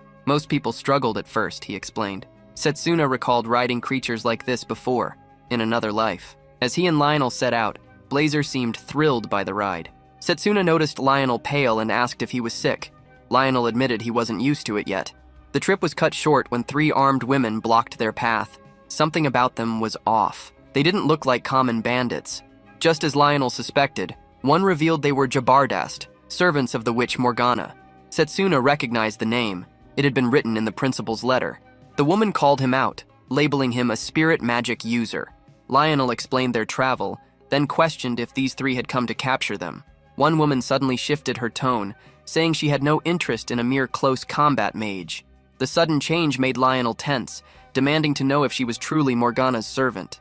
Setsuna dismounted, trying to gauge what they were. Lionel whispered the truth. These weren't human. Setsuna then understood they were alchemic dolls. One fixed her eyes on him, saying he must have been picked by a spirit by luck. If not, she dared him to prove it by defeating them. They attacked without pause. One lunged straight at Setsuna, who raised his sword and blocked the blow. Lionel pulled the lizards back, then answered with a crushing punch at their enemies. Setsuna broke down the situation, realizing that for dolls to wield such strength, their master had to be on another level entirely. One of the women smirked, mocking that he was cornered, claiming she had no reason to explain spirit magic to a close combat magus. Lionel, irritated by her arrogance, snapped back, calling her out for underestimating them. He summoned a massive sword, making it clear he was ready to fight for real. Setsuna understood that to gain Morgana's acknowledgement, he had to crush the dolls. Lionel reminded him they had no other path but to fight. The women launched a giant orb of magic, and both reacted instantly. Lima signaled Setsuna not to evade but to push through. He slashed the orb apart, and Setsuna saw firsthand the raw power of the Zamana blade. Another of the women remarked on their skill, then all 3 charged again. Their weapons crackled with lightning. One swung at Setsuna, and he dodged at the last second. Another fired a blast of black lightning at both him and Lionel, forcing them to leap clear. The third raised her weapon, and Lionel warned that if it connected, the surge would fry them alive. Setsuna caught on quickly and threw himself aside, narrowly escaping the spreading electricity. Morgana's voice cut through, observing that if close combat fighters were weak against elemental magic, then attrition would eventually crush them. Setsuna reflected on why melee users struggled. When elemental attacks landed, the body took the brunt of the damage. Magi who fought with external mana absorbed far less, making survival possible, while close combat mages had to endure it head-on. Against pure elemental force, endurance was nearly impossible. Morgana mocked further, pointing out that even modern magus armies relied on golems and summoned beasts to hold the front lines. She dismissed close combat mages as relics, claiming Setsuna and Lionel stood no chance against her creations. Setsuna admitted to himself that melee fighters had lost their place, but that didn't mean their potential was gone. He slipped past an attack, closing in, and proved his point with a crushing punch. On the other side, Lionel fought the second doll. Spotting an opening, he hammered her in the back, holding back enough not to destroy her, only to disable. The fight pressed on, the dolls relentless, forcing Setsuna and Lionel to dodge blow after blow. Setsuna focused, channeling power into his hand, envisioning the strongest weapon possible in this moment. When one doll lunged, he vaulted aside, grabbed a tree branch, used it to propel himself into the air, and struck with a heavy kick from behind. Morgana watched, noting how they twisted the structure of the mana blade and used the terrain to their advantage. Lionel, meanwhile, kept pressing another opponent with heavy strikes. Setsuna noticed that his blows were aimed to aid Lionel against his opponent, and he reflected that his hardened body, sharpened through training, paired with refined technique and mana control, was what made it possible. If they used their abilities correctly, close combat would never fall short. A strike landed on the ground, forcing Lionel to leap back. The 3 women locked hands, and Morgana's voice carried through them, making clear that surprise attacks were useless. She questioned how they would pierce elemental magic at such close range. The women shaped a sphere of magic. Setsuna thought that if the attack wasn't aimed at him directly, he could shatter it with a charged bullet. Still, he knew its force would weaken against the water magic flowing through it. Blazer suddenly appeared, dismissing the spell as nothing difficult. He claimed that if his power was unleashed, the entire forest could be reduced to ash.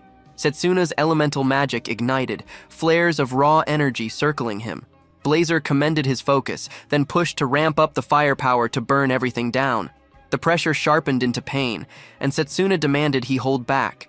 Blazer halted, questioning why he hesitated. Did he not want victory over the three women? Setsuna admitted he wanted to win, but this fight was meant to test his own strength. Blazer scoffed at the notion. Then, the barrier vanished. Morgana's order reached her servants. Bring Setsuna to her. Lionel looked on, baffled at the sudden change. The women apologized for their conduct and asked him to follow. They arrived at a grand house where Morgana waited beside a girl. She called Setsuna by name, and he understood who stood before him. She demanded to know why he had withheld his spirit magic during the fight. Against a water barrier, melee alone would have failed, and spirit magic could have broken it. Setsuna admitted she was right, but said he could not expose spirit magic recklessly against unknown foes. If he had unleashed it there, the forest would have been incinerated, the wildlife destroyed for no reason, an outcome he refused to accept. Morgana judged him soft, yet praised the restraint of not using spirit magic he couldn't yet command. Had he done so, he would have lost, but she would teach him how to wield it. Setsuna lowered his head in thanks. Blazer, listening, wondered if she was serious about controlling him. It sounded absurd, Morgana countered, saying that no matter his strength, Setsuna was still a rough, untamed beast. Blazer answered by vowing to show her his true form. Blazer's body swelled, drawing mana straight from Setsuna without restraint. Setsuna realized in shock that Blazer was draining him by force. The spirit threatened to burn Morgana to the bone if it came to that. Panic hit Setsuna. He couldn't rein in Blazer's power, and if it continued, the entire forest would go up in flames. Morgana cut through his fear, pointing out there were no other humans in the forest, which gave her control over the situation. But she wouldn't allow Blazer to torch everything.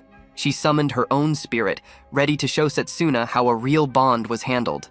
Blazer hurled a fireball at her, but the flames splashed harmlessly as Morgana's body shifted into water, reforming without effort. She declared the fight over and pulled a colossal surge of water from the lake, shocking Lionel. The torrent rushed over Blazer, dousing his flames. She explained that Blazer had only a shallow bond with Setsuna, making the spirit nothing more than a wild beast. If a true bond existed, Setsuna could manifest and command that power freely. The idea of mastering nature at such a level took hold in Setsuna's mind. When the clash ended, Morgana broke down the stages of spirit magic. First, becoming one with nature. Second, entering the spirit world at will, confronting the spirit and gaining true recognition. She revealed that Setsuna had forced a contract without finishing even the first stage, which left his spirit magic incomplete. Frustrated, she cursed Daham, calling him a brat and blaming him for failing to teach Setsuna properly. Setsuna froze. He couldn't believe she would refer to the headmaster like that. Morgana then pointed out that the forest brimmed with spirits, making it the perfect ground to reach selflessness. His training would start the next day. She demanded he prove the qualities that made the spirit choose him. The following morning, he trained in the forest under her eye. He meditated, practiced, helped with chores, and kept the house in order. Days passed until one night, training near the lake, glowing lights drifted around him. He recognized the presence of nature itself. Looking at the house on the cliff, he whispered to himself that he was ready to face Blazer. When they gathered again, Morgana noted that he had managed to sense the spirits in only 2 weeks, a rare achievement. From there, he had to enter the spirit world and form a bond. She warned that inside the spirit world, magic meant nothing. Only raw will and strength counted. Even with the ability to perceive spirits, she said, Blazer alone would still overwhelm him, so she chose to accompany him. Blazer found the situation odd, but doubted Morgana's ability to fight him in the spirit world. Morgana warned Setsuna not to get arrogant. Setsuna answered that all he needed was Blazer's approval. Morgana turned to Lionel, explaining that once inside the spirit world, their bodies would be left completely defenseless. Since this hideout was guarded, she left their protection in his hands. Lionel accepted, promising to guard them. Morgana told Setsuna to reach selflessness first. Once he did, the gate to the spirit world would open. Setsuna followed Morgana's lead, and when his eyes opened, he stood face to face with Blazer, Morgana at his side. Morgana judged Blazer's arrogance as empty pride. Setsuna realized that without perceiving spirits before, he had never grasped the full weight of Blazer's power. Blazer noticed the shift and sneered, sensing Morgana was treating the matter more seriously. She raised a barrier, explaining it was to shield Blazer's will, warning that if Setsuna clashed with him head-on, he might never return from the spirit world. Blazer dismissed it, mocking her, claiming her resolve wasn't enough to restrain his strength. Setsuna's anger boiled. He reminded himself that no one had trained harder in magic control than him. Since spirit power followed the same rules, he could command it. Reaching selflessness meant nothing could bind him now. If he needed Blazer's recognition, he still had one way left to prove it. Blazer cautioned him not to regret carrying such a burden. Far away, Lionel and a girl watched from the house. Lionel noted that Setsuna had begun, confident he would endure. But then he sensed a foul power moving closer, a malicious force aimed straight for the hideout. At this moment, he couldn't let anything disrupt the clash between Setsuna and Blazer. The door opened under the weight of the aura. Leo stepped in, voice calm as he excused his presence, asking if anyone was inside. His eyes fell on Lionel, recognizing him as a close combat teacher, then spotted Setsuna, making his task easier. Lionel identified Leo immediately, the runaway student the academy had been chasing. To think Leo had come straight to them. Suddenly, the wall shattered. Zagan stormed in, striking a doll and calling it his recruit. He declared he would take both Morgana and Setsuna. Leo, stunned at his claim, reminded him of their old friendship and asked if he couldn't settle for just Morgana and her servant. Lionel's face hardened. Zagan was also an apostle. Worst timing possible. If not for being a teacher, he would have fled. Leo sensed the weight in the air and told Lionel he wasn't the target, that he could walk away. But Lionel refused. A mana sword formed in his grip as he warned Leo not to insult him. At this academy, no teacher abandoned their students. He charged without hesitation. Inside the spirit world, Blazer told Morgana she would never make him yield, dismissing her words as hollow. Setsuna steadied himself, reminding his own heart that here, willpower ruled, and he had to stay firm. His eyes turned to Morgana, questioning the disturbance. She admitted something was wrong outside. Yule presence had invaded the forest, and her servants had already fallen. Setsuna's chest tightened, but he urged Morgana to push forward. Morgana warned that once the barrier was gone, the spirit's will might burn Setsuna completely and trap him in the spirit world with no way back. Setsuna ignored her caution, deciding the trial was his alone to endure, and told her to guard the teacher and servants instead. Blazer gave a final command, ordering him to return, saying death here would make all his training worthless. Setsuna promised he would come back. Morgana, seeing his resolve, lowered the barrier. Setsuna apologized to Blazer for the delay. Blazer demanded to know why he wanted such power far beyond his grasp, questioning if Setsuna was ready to scorch himself for it. Setsuna answered that in the past world before his regression, he had lost everything. Blazer paused, recognizing that the scene before them reflected Setsuna's own mind. Setsuna went on, explaining how the magic army had been twisted by the apostles, how the world had crumbled beyond repair, how every mentor he had was stolen from him. That regret had stirred the time spirit's power and dragged him back. Now he swore nothing would ever be taken from him again. Blazer found it curious, debating if this drive came from revenge or challenge, calling it a raw piece of human will. To confront despair without flinching was madness, and Setsuna embodied it well. Blazer admitted he was fit to be tested, but warned that the demand wasn't for fragments of power, it was for all of it. He shifted into a smaller, human-like form, declaring the trial would not be a simple duel, but a test imposed by him directly. Setsuna wondered if this was a true clash of wills, then rushed to strike. Blazer answered with equal force, their hands colliding, the impact shaking through the spirit world. In the real world, Lionel battled Zagan. His blade clipped one of Zagan's feathers, earning a grudging remark about his skill.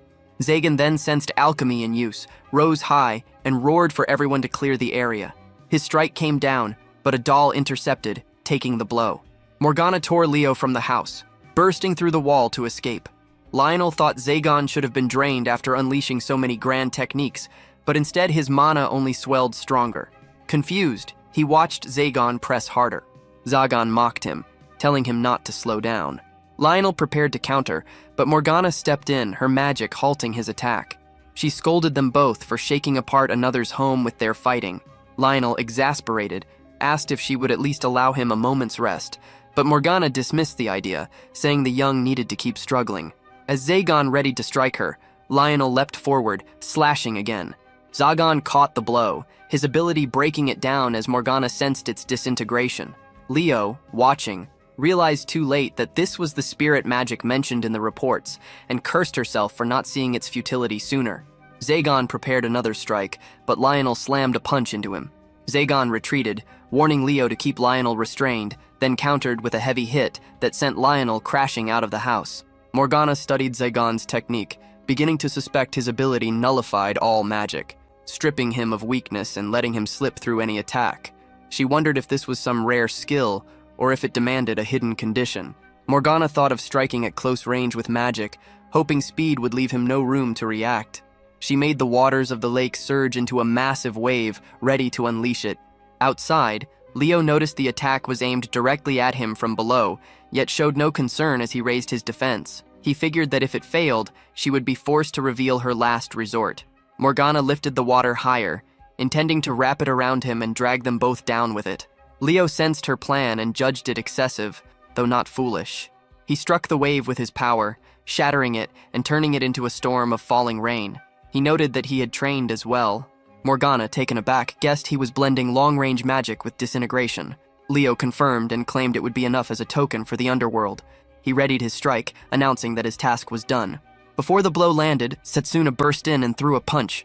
Morgana understood instantly. Setsuna had overcome the spirit. Lionel saw him wrapped in searing flames, yet controlling them so they didn't consume the forest. Zeg and Nobu, watching, said Setsuna was not like Leo. Blazer considered whether these enemies were worth burning, given the scene. Setsuna, firm, declared they were strong foes, but he would not lower his guard. Blazer recalled their earlier fight, admitting Setsuna had taken the win, though his modest stance didn't seem fitting. Setsuna remembered the moment in the spirit world when Blazer's strike had staggered him. Both fighters had been drained, but Blazer respected his relentless will. He saw Setsuna trembling, yet still smiling, face strained but spirit unbroken, convinced of his victory. Blazer prepared another strike, remarking that Setsuna showed great confidence for a fragile human. Setsuna answered that Blazer's strength explained his flawless record, but that same strength was also his flaw, noting Blazer's power and its weakness. Blazer questioned the meaning, and Setsuna explained, he had faced loss and despair many times, but from the bottom, he learned how to rise again. No matter how harsh the trial, his spirit would not shatter, and his will would bring him victory. He readied himself, declaring this would be Blazer's first loss. Blazer rose, declaring it would be Setsuna's final one. They clashed with all they had. Time passed. Blazer marveled at Setsuna's strength, admitting his expectations had been broken. He accepted Setsuna's victory, wondering when he had grown so strong that defeat seemed certain. Setsuna answered that in battle, his will surged higher, and Blazer's blazing resolve flowed into him like fire. Blazer realized it had happened without him noticing and acknowledged Setsuna as an ally worthy of his trust. He extended his hand. Their fists met, and Setsuna thanked him for granting his power. Blazer dismissed the thanks and urged him to go. Setsuna nodded, turned, and faced Zagan. Blazer warned him to watch out for Zagan's claws. Setsuna explained that anything Zagan touched had its magic drained. He recalled that Zagan was the only apostle he had faced before returning, wielding the authority of devouring everything. Zagan nullified spells and absorbed mana from any foe he cut. He had wiped out the Northern Kingdom alone, a nation famed for advanced alchemy gear, while stealing every shred of their magic. Zagan, noticing Setsuna's awareness of his power, admitted he didn't know how Setsuna had learned it, but claimed there was no chance of victory against him. Leo, trying to steady himself through pain, noted that Setsuna's speed had grown far beyond before. Setsuna was surprised Leo could still stand, suspecting he had softened the damage through magic integration, proof of Leo's growth. Zagan told Leo to stand back and leave Setsuna to him. Leo stepped away to watch. Setsuna remembered how he once defeated Zagan by exploiting his advantage with long-range magic. Now Zagan specialized in close combat, where even a single strike could kill. But Setsuna was different as well. He parried Zagan's blow and countered with a side punch, forcing him back, then pressed forward without pause. Zagan was shaken, declaring it impossible for Setsuna to outpace him. Setsuna thought that blending Blazer's flames with his own body boost gave him greater speed. Lionel realized Setsuna was now mixing melee techniques with spirit fire, moving fast enough to land repeated hits on Zagan. Morgana, unimpressed but watchful, noted how quickly he had learned to control the fire's reach with such precision. Zagan bellowed, releasing crushing pressure across the field. He mocked Setsuna for cloaking himself in fire, claiming it only made him easier to absorb. He boasted of feeling the surge of power, calling himself the devourer of all. Setsuna smiled, curious to see what would happen. Zagan lunged, landing a strike. Setsuna had baited him, moving closer to the tree, slipping aside as Zagan attacked. A sudden burn spread through Zagan's body. He called out for Morgana's water to douse him, but then froze, confused at what was happening. Setsuna explained that spirit fire couldn't be consumed like normal mana. Zagan might absorb it, but without control it became poison, eating him from within. The power of a spirit wasn't something beings like him could swallow so easily. Zagan roared, accusing Setsuna of setting him up. He turned to Leo, demanding he erase the magic inside his body. Leo answered with sarcasm, reminding him that moments ago Zagan had ordered him to stay back, but now wanted his help. Then Leo struck Zagan instead, his attack spilling over and catching Morgana as well. Zagan staggered, confused at Leo's actions. Before realizing the truth, Leo had betrayed him. Leo made it clear, saying the mission came first. Morgana was useless, and Zagan's sharp sense of smell had served its purpose to track her, but his beast instincts had become intolerable. Leo had acted as required. Zagan, enraged, swore he would never forgive him and vowed to drag them all down with him. For his master's sake, he would kill every last one. As Zagan readied his strike, Setsuna unleashed spirit flames, cutting the air with a blazing slash. Zagan spat a stone in response, but the flames tore through it, reducing his body to ashes. Only a black gemstone remained. Setsuna stared at it, then turned to call for Leo, but realized he had already vanished. He muttered Leo's name, carving it into memory, promising that no matter where Leo fled, he would find him and end him without mercy when they crossed again. Morgana collapsed. Setsuna rushed to her side, insisting she hold on and promising immediate treatment. She explained that disintegration magic had been used on her body, and saving her was impossible. Lionel and Setsuna were crushed by the weight of it. With a faint smile, Morgana told them not to grieve. She said Setsuna was the close combat mage acknowledged by the spirit flame, and that she had something to pass on. She handed him a tool containing her spirit, saying it would help him grasp the flow of water and the sea. Setsuna trembled, begging her not to speak as if leaving a memento. He refused to believe there was no way to save her. But Morgana had already passed. Setsuna gently laid her body down, heavy with grief. He muttered to himself that no matter how strong he became, if he couldn't protect what mattered, then strength meant nothing. Lionel stepped closer, trying to steady him. He reminded him that life was uncertain. No one could predict what came next. No matter how strong someone became, humans were flawed. What mattered was to keep facing hardship without breaking, to keep fighting as long as breath remained. He hoped Setsuna would grasp that truth. At that moment, a girl approached and patted Setsuna's head. She chided him for being tricked, warning that speaking of keepsakes only brought bad luck. Setsuna froze, stunned, as she revealed she was the real Morgana. Lionel stood speechless beside him. Morgana explained that the old woman they had known was nothing more than an alchemical doll, like the rest of her servants. But unlike them, Morgana had embedded her soul into that vessel, so its emotions and strength carried her essence. She mocked Setsuna as a fool, saying it was just experience. Lionel, still shaken, asked if the old woman had been nothing but a decoy. Morgana confirmed, calling the doll the alchemist's masterpiece. She asked if they were all shocked by the revelation. Setsuna admitted he had never seen a doll so lifelike. He remembered that even in the spirit world she had appeared as the old woman. Morgana replied that within the spirit realm, appearances could shift at will. Lionel questioned if calling herself Morgana wasn't going too far. Morgana revealed pointed ears, proving she was an elf. She explained that elves lived far longer than humans and asked Setsuna to guess her age. Lionel pushed Setsuna to try, saying he was good at that sort of thing. Setsuna refused outright, knowing it was a trap with no safe answer. Morgana laughed and gave the answer herself. She was 300 years old. Setsuna noted that she hadn't answered in numbers and pressed if that meant she had taken part in the Great Magic War. Morgana smirked, hinting at his interest in the war. She said she could share it, but not without a price. Setsuna, eager for knowledge, offered money. Morgana scoffed, saying it wasn't about coin and that this place wasn't safe for such talk. She led them toward the lake, where the erased history could be spoken freely. At the lake, Morgana tossed stones across the water, trying to skip them. On her third throw, the stone sank, and she cursed at failing to break the 90-year streak. Setsuna glanced at Lionel, asking if he alone struggled to keep up with her pace. Lionel admitted he was in the same spot, and guessed Morgana carried plenty of stress. Morgana exhaled and pulled them back to the subject of the Great War. She explained that the world housed many races: humans, dwarves, beastmen, and others. Among them, elves had lifespans so long they seemed endless. They lived close to nature, often bonding with spirits, which gave them mastery of spirit magic. While some humans revered elves and spirits, not all saw them favorably. Some elves twisted this reverence, straying from their paths. One elf, worshipped by a nation, bent its king to his will and spread spirit magic to his followers, sparking a war to dominate the world. Morgana asked if that war fit the name Great Magic War. Lionel pointed out how blind faith mixed with power turned dangerous. Morgana continued, saying both sides bled heavily until the elves' forces fell. From then on, elves were hunted as corrupters of the mind. Setsuna realized that ancient magic was a label invented to hide the truth, that there was magic that bound spirits. Morgana confirmed it, saying that was the reason for the name. Lionel, still trying to take it all in, asked if she hated humans for what they had done to her kind. She admitted she once had, but not anymore. When pressed, she admitted she still kept her distance, since even 2 centuries later, some still wanted elves dead. The hatred left behind by the Great War never faded, which was why she disguised her identity. Setsuna asked why she showed her true self now.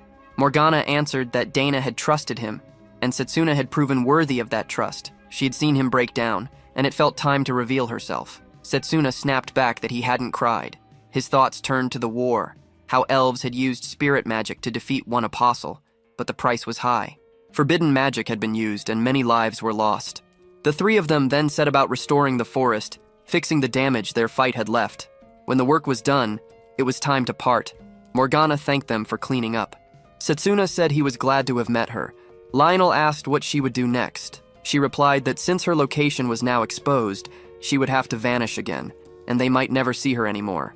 Setsuna stopped her, asking if when humanity was on the edge, he could call on her strength. He bowed, humbly asking for her aid.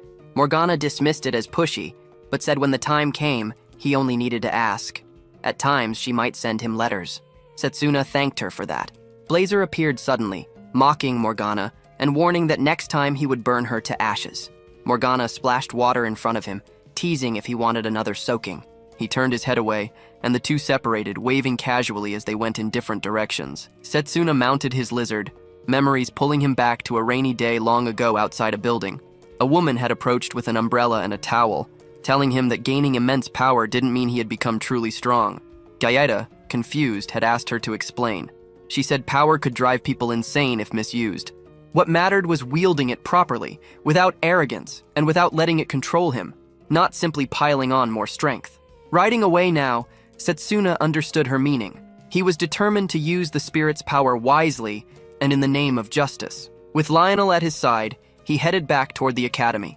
The scene shifted to Satan and Pucca. Satan told Pucca the preparations were done and it was time to begin. Leo stood before them. Pucca pointed out that he had failed to kill Setsuna and had even abandoned a comrade. That was neglect of duty. Leo denied it, pleading with Pucca, insisting he had completed the mission by killing Morgana. Satan pressed him, asking if he had checked to confirm her death. Leo faltered, admitting that given the level of the attack, she had to be dead. Satan glared, reminding him the order had been to secure Morgana's death, not Setsuna's. He added that Leo should have at least returned with Zagan's corpse. With that, they could have raised an undead beast wielding Zagan's power. Leo explained that Setsuna had knowledge of Zagan's ability, information that hadn't been part of the plan. Satan dismissed the excuse, saying it only meant Setsuna was hiding something. Pucca, curious, asked if Leo's undead tool had also been destroyed. Then his eyes caught a distant figure, Giovani. Satan called out to Tsukuyomi, asking if she could take charge. She replied she had no other choice. The timing was almost right. Tsukuyomi, the 8th apostle, carried the power to revive the dead. Meanwhile, Setsuna and Lionel traveled under a clear sky. Lionel noted they were half a day from the academy. Setsuna wondered about the others. Lionel worried, guessed Drago was overtraining. Setsuna agreed, then caught himself, realizing he had started caring about those around him. Lionel asked if things had been different before. Setsuna admitted they had. Back then, he only thought about training himself. He believed that by perfecting long-range magic, he could win every fight alone, without anyone's help. Others were just background noise, and he had almost no friends. But now things had changed. He had comrades he could trust, and he had learned that strength existed in many other forms beyond long-range magic. The magic control Setsuna had refined before returning also served him well in close combat. Lionel noted that magic control came through relentless training, not just talent or aptitude. He judged that Setsuna's level wasn't something built in a few short years.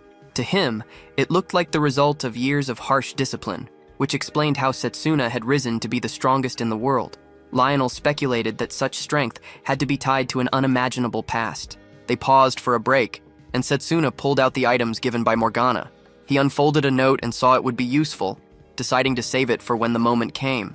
Blazer studied the necklace, pointing out that it carried the trace of a water spirit. Setsuna knew Morgana had passed it on so he could form a connection. He concentrated, calling for the spirit, questioning if his voice could reach her.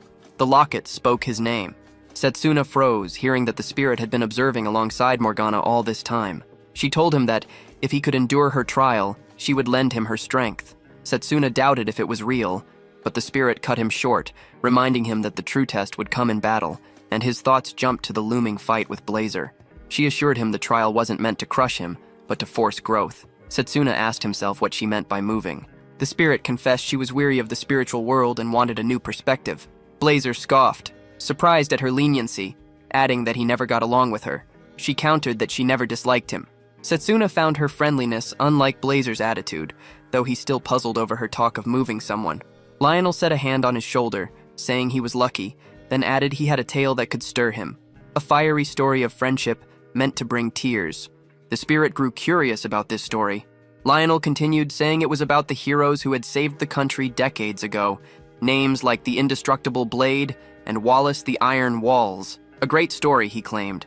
As Lionel kept telling it, night settled and Setsuna drifted off to sleep. When he woke, Lionel was still deep in conversation with the water spirit. Setsuna decided to leave that for later, once they were back at the academy. At the academy, Setsuna was with Carol, Drago, and Layla. Layla mentioned something that had been on her mind, and Drago asked Setsuna if anything had happened during the break. Setsuna brushed it off as nothing more than training. Layla suggested they visit an art museum next time, saying she had a friend who knew a lot about it. Setsuna agreed, thinking it would be useful. Drago proposed they all go together, and Carol confirmed, taking charge of the plan. Later, they all went to the museum. After the visit, on the way back, Setsuna walked with Drago, who pulled off his shirt to show off his body. Carol unleashed her flames, showing the force of her inferno. Blazer held his ground and revealed his own power. Setsuna, though, remained distracted by thoughts of the water spirit. The focus shifted to his training beneath the world tree. While sharpening his reflexes, Blazer pointed out that Setsuna had pushed his power to a level that felt like fighting beside a partner. He had broken past human limits in a short time. Setsuna admitted he never expected such words from Blazer and insisted there was no need for concern as the new technique was close to completion. Looking around, Setsuna caught sight of the falling snow and realized winter had already arrived. The thought hit him that the coming incident was near, yet he still hadn't sealed a contract with the water spirit. Gathering his things, he muttered that the trial had to wait, since something else demanded his attention. Blazer asked if he was certain the training was over. Setsuna answered that the timing was right, but he could no longer ignore the strength of the sacred tree. Their practice had drained vast amounts of mana, and it would take years for the tree to recover. Setsuna bowed toward it, giving thanks for its role in helping him master Blazer's strength. With the year's end closing in, Setsuna knew there was no time for rest. Blazer wondered if this meant a major battle was near. Setsuna confirmed it, recalling that before his return, humanity had been crushed by the evil god, and 4 main causes led to the downfall. One of those would surface within 7 days. Blazer pressed him, asking what the 4 causes were. Setsuna explained that among the invasions carried out by the evil god, 4 stood out as the most devastating. The great vow of the dragon's silence, the collapse of the Magus army, the sudden vanishing of the royal capital in a single night, and the stirring of the underworld's army within 7 days. On top of that, the abrupt surge of countless undead inflicted heavy losses on both the Magus force and the civilians. Blazer questioned whether the undead were really that much of a threat. Bahat countered that ordinary undead would not be dangerous, but these were different. The ones raised as enemies had once been heroes, figures revered across the world. A strong power had twisted them into these unique undead. At first, he suspected Giovani of being the apostle responsible, but doubted Giovani had the strength to command an army from the underworld. The coming event was a grave robbery in Eldon, Setsuna's hometown, where the tombs of heroes would be desecrated. People assumed their treasures were the target, but Blazer pointed out that the real prize was the corpses themselves. Setsuna resolved to reach the royal cemetery before the night of the crime to stop it. Later, while eating with friends, Layla asked Drago if he planned to return home during the winter break. Drago confirmed it, explaining his father intended to pass down the family's secret close combat techniques. Carol said she would be spending time with Fenrir in the frozen plains of her family's territory and wondered if Blazer would accompany her. Blazer refused. Layla was stunned to learn that Carol's family owned land at all, something she could hardly picture. Carol then turned to Setsuna, asking about his own plans. He sat quiet, lost in thought, and when pressed again, looked startled, as if pulled back from somewhere else. Layla noticed his distraction and suspected he was hiding something dangerous from them, something he couldn't reveal. Carol leaned toward her and whispered that Setsuna secretly had plenty of female admirers, and if Layla didn't act soon, she might lose him. Layla denied it, but Carol insisted there was no need to hide her feelings. Layla switched the topic and asked Setsuna about his origins. He answered that he had grown up in an orphanage in the Eldina region. Layla remarked that this was close to her family's inn. Overhearing, Carl jumped into the conversation, commenting on her family's business. Setsuna asked who he was. Carl, annoyed, introduced himself as a noble. Then he turned to Layla, inviting her to join his salon, boasting of luxury vacations far beyond anything an inn could provide.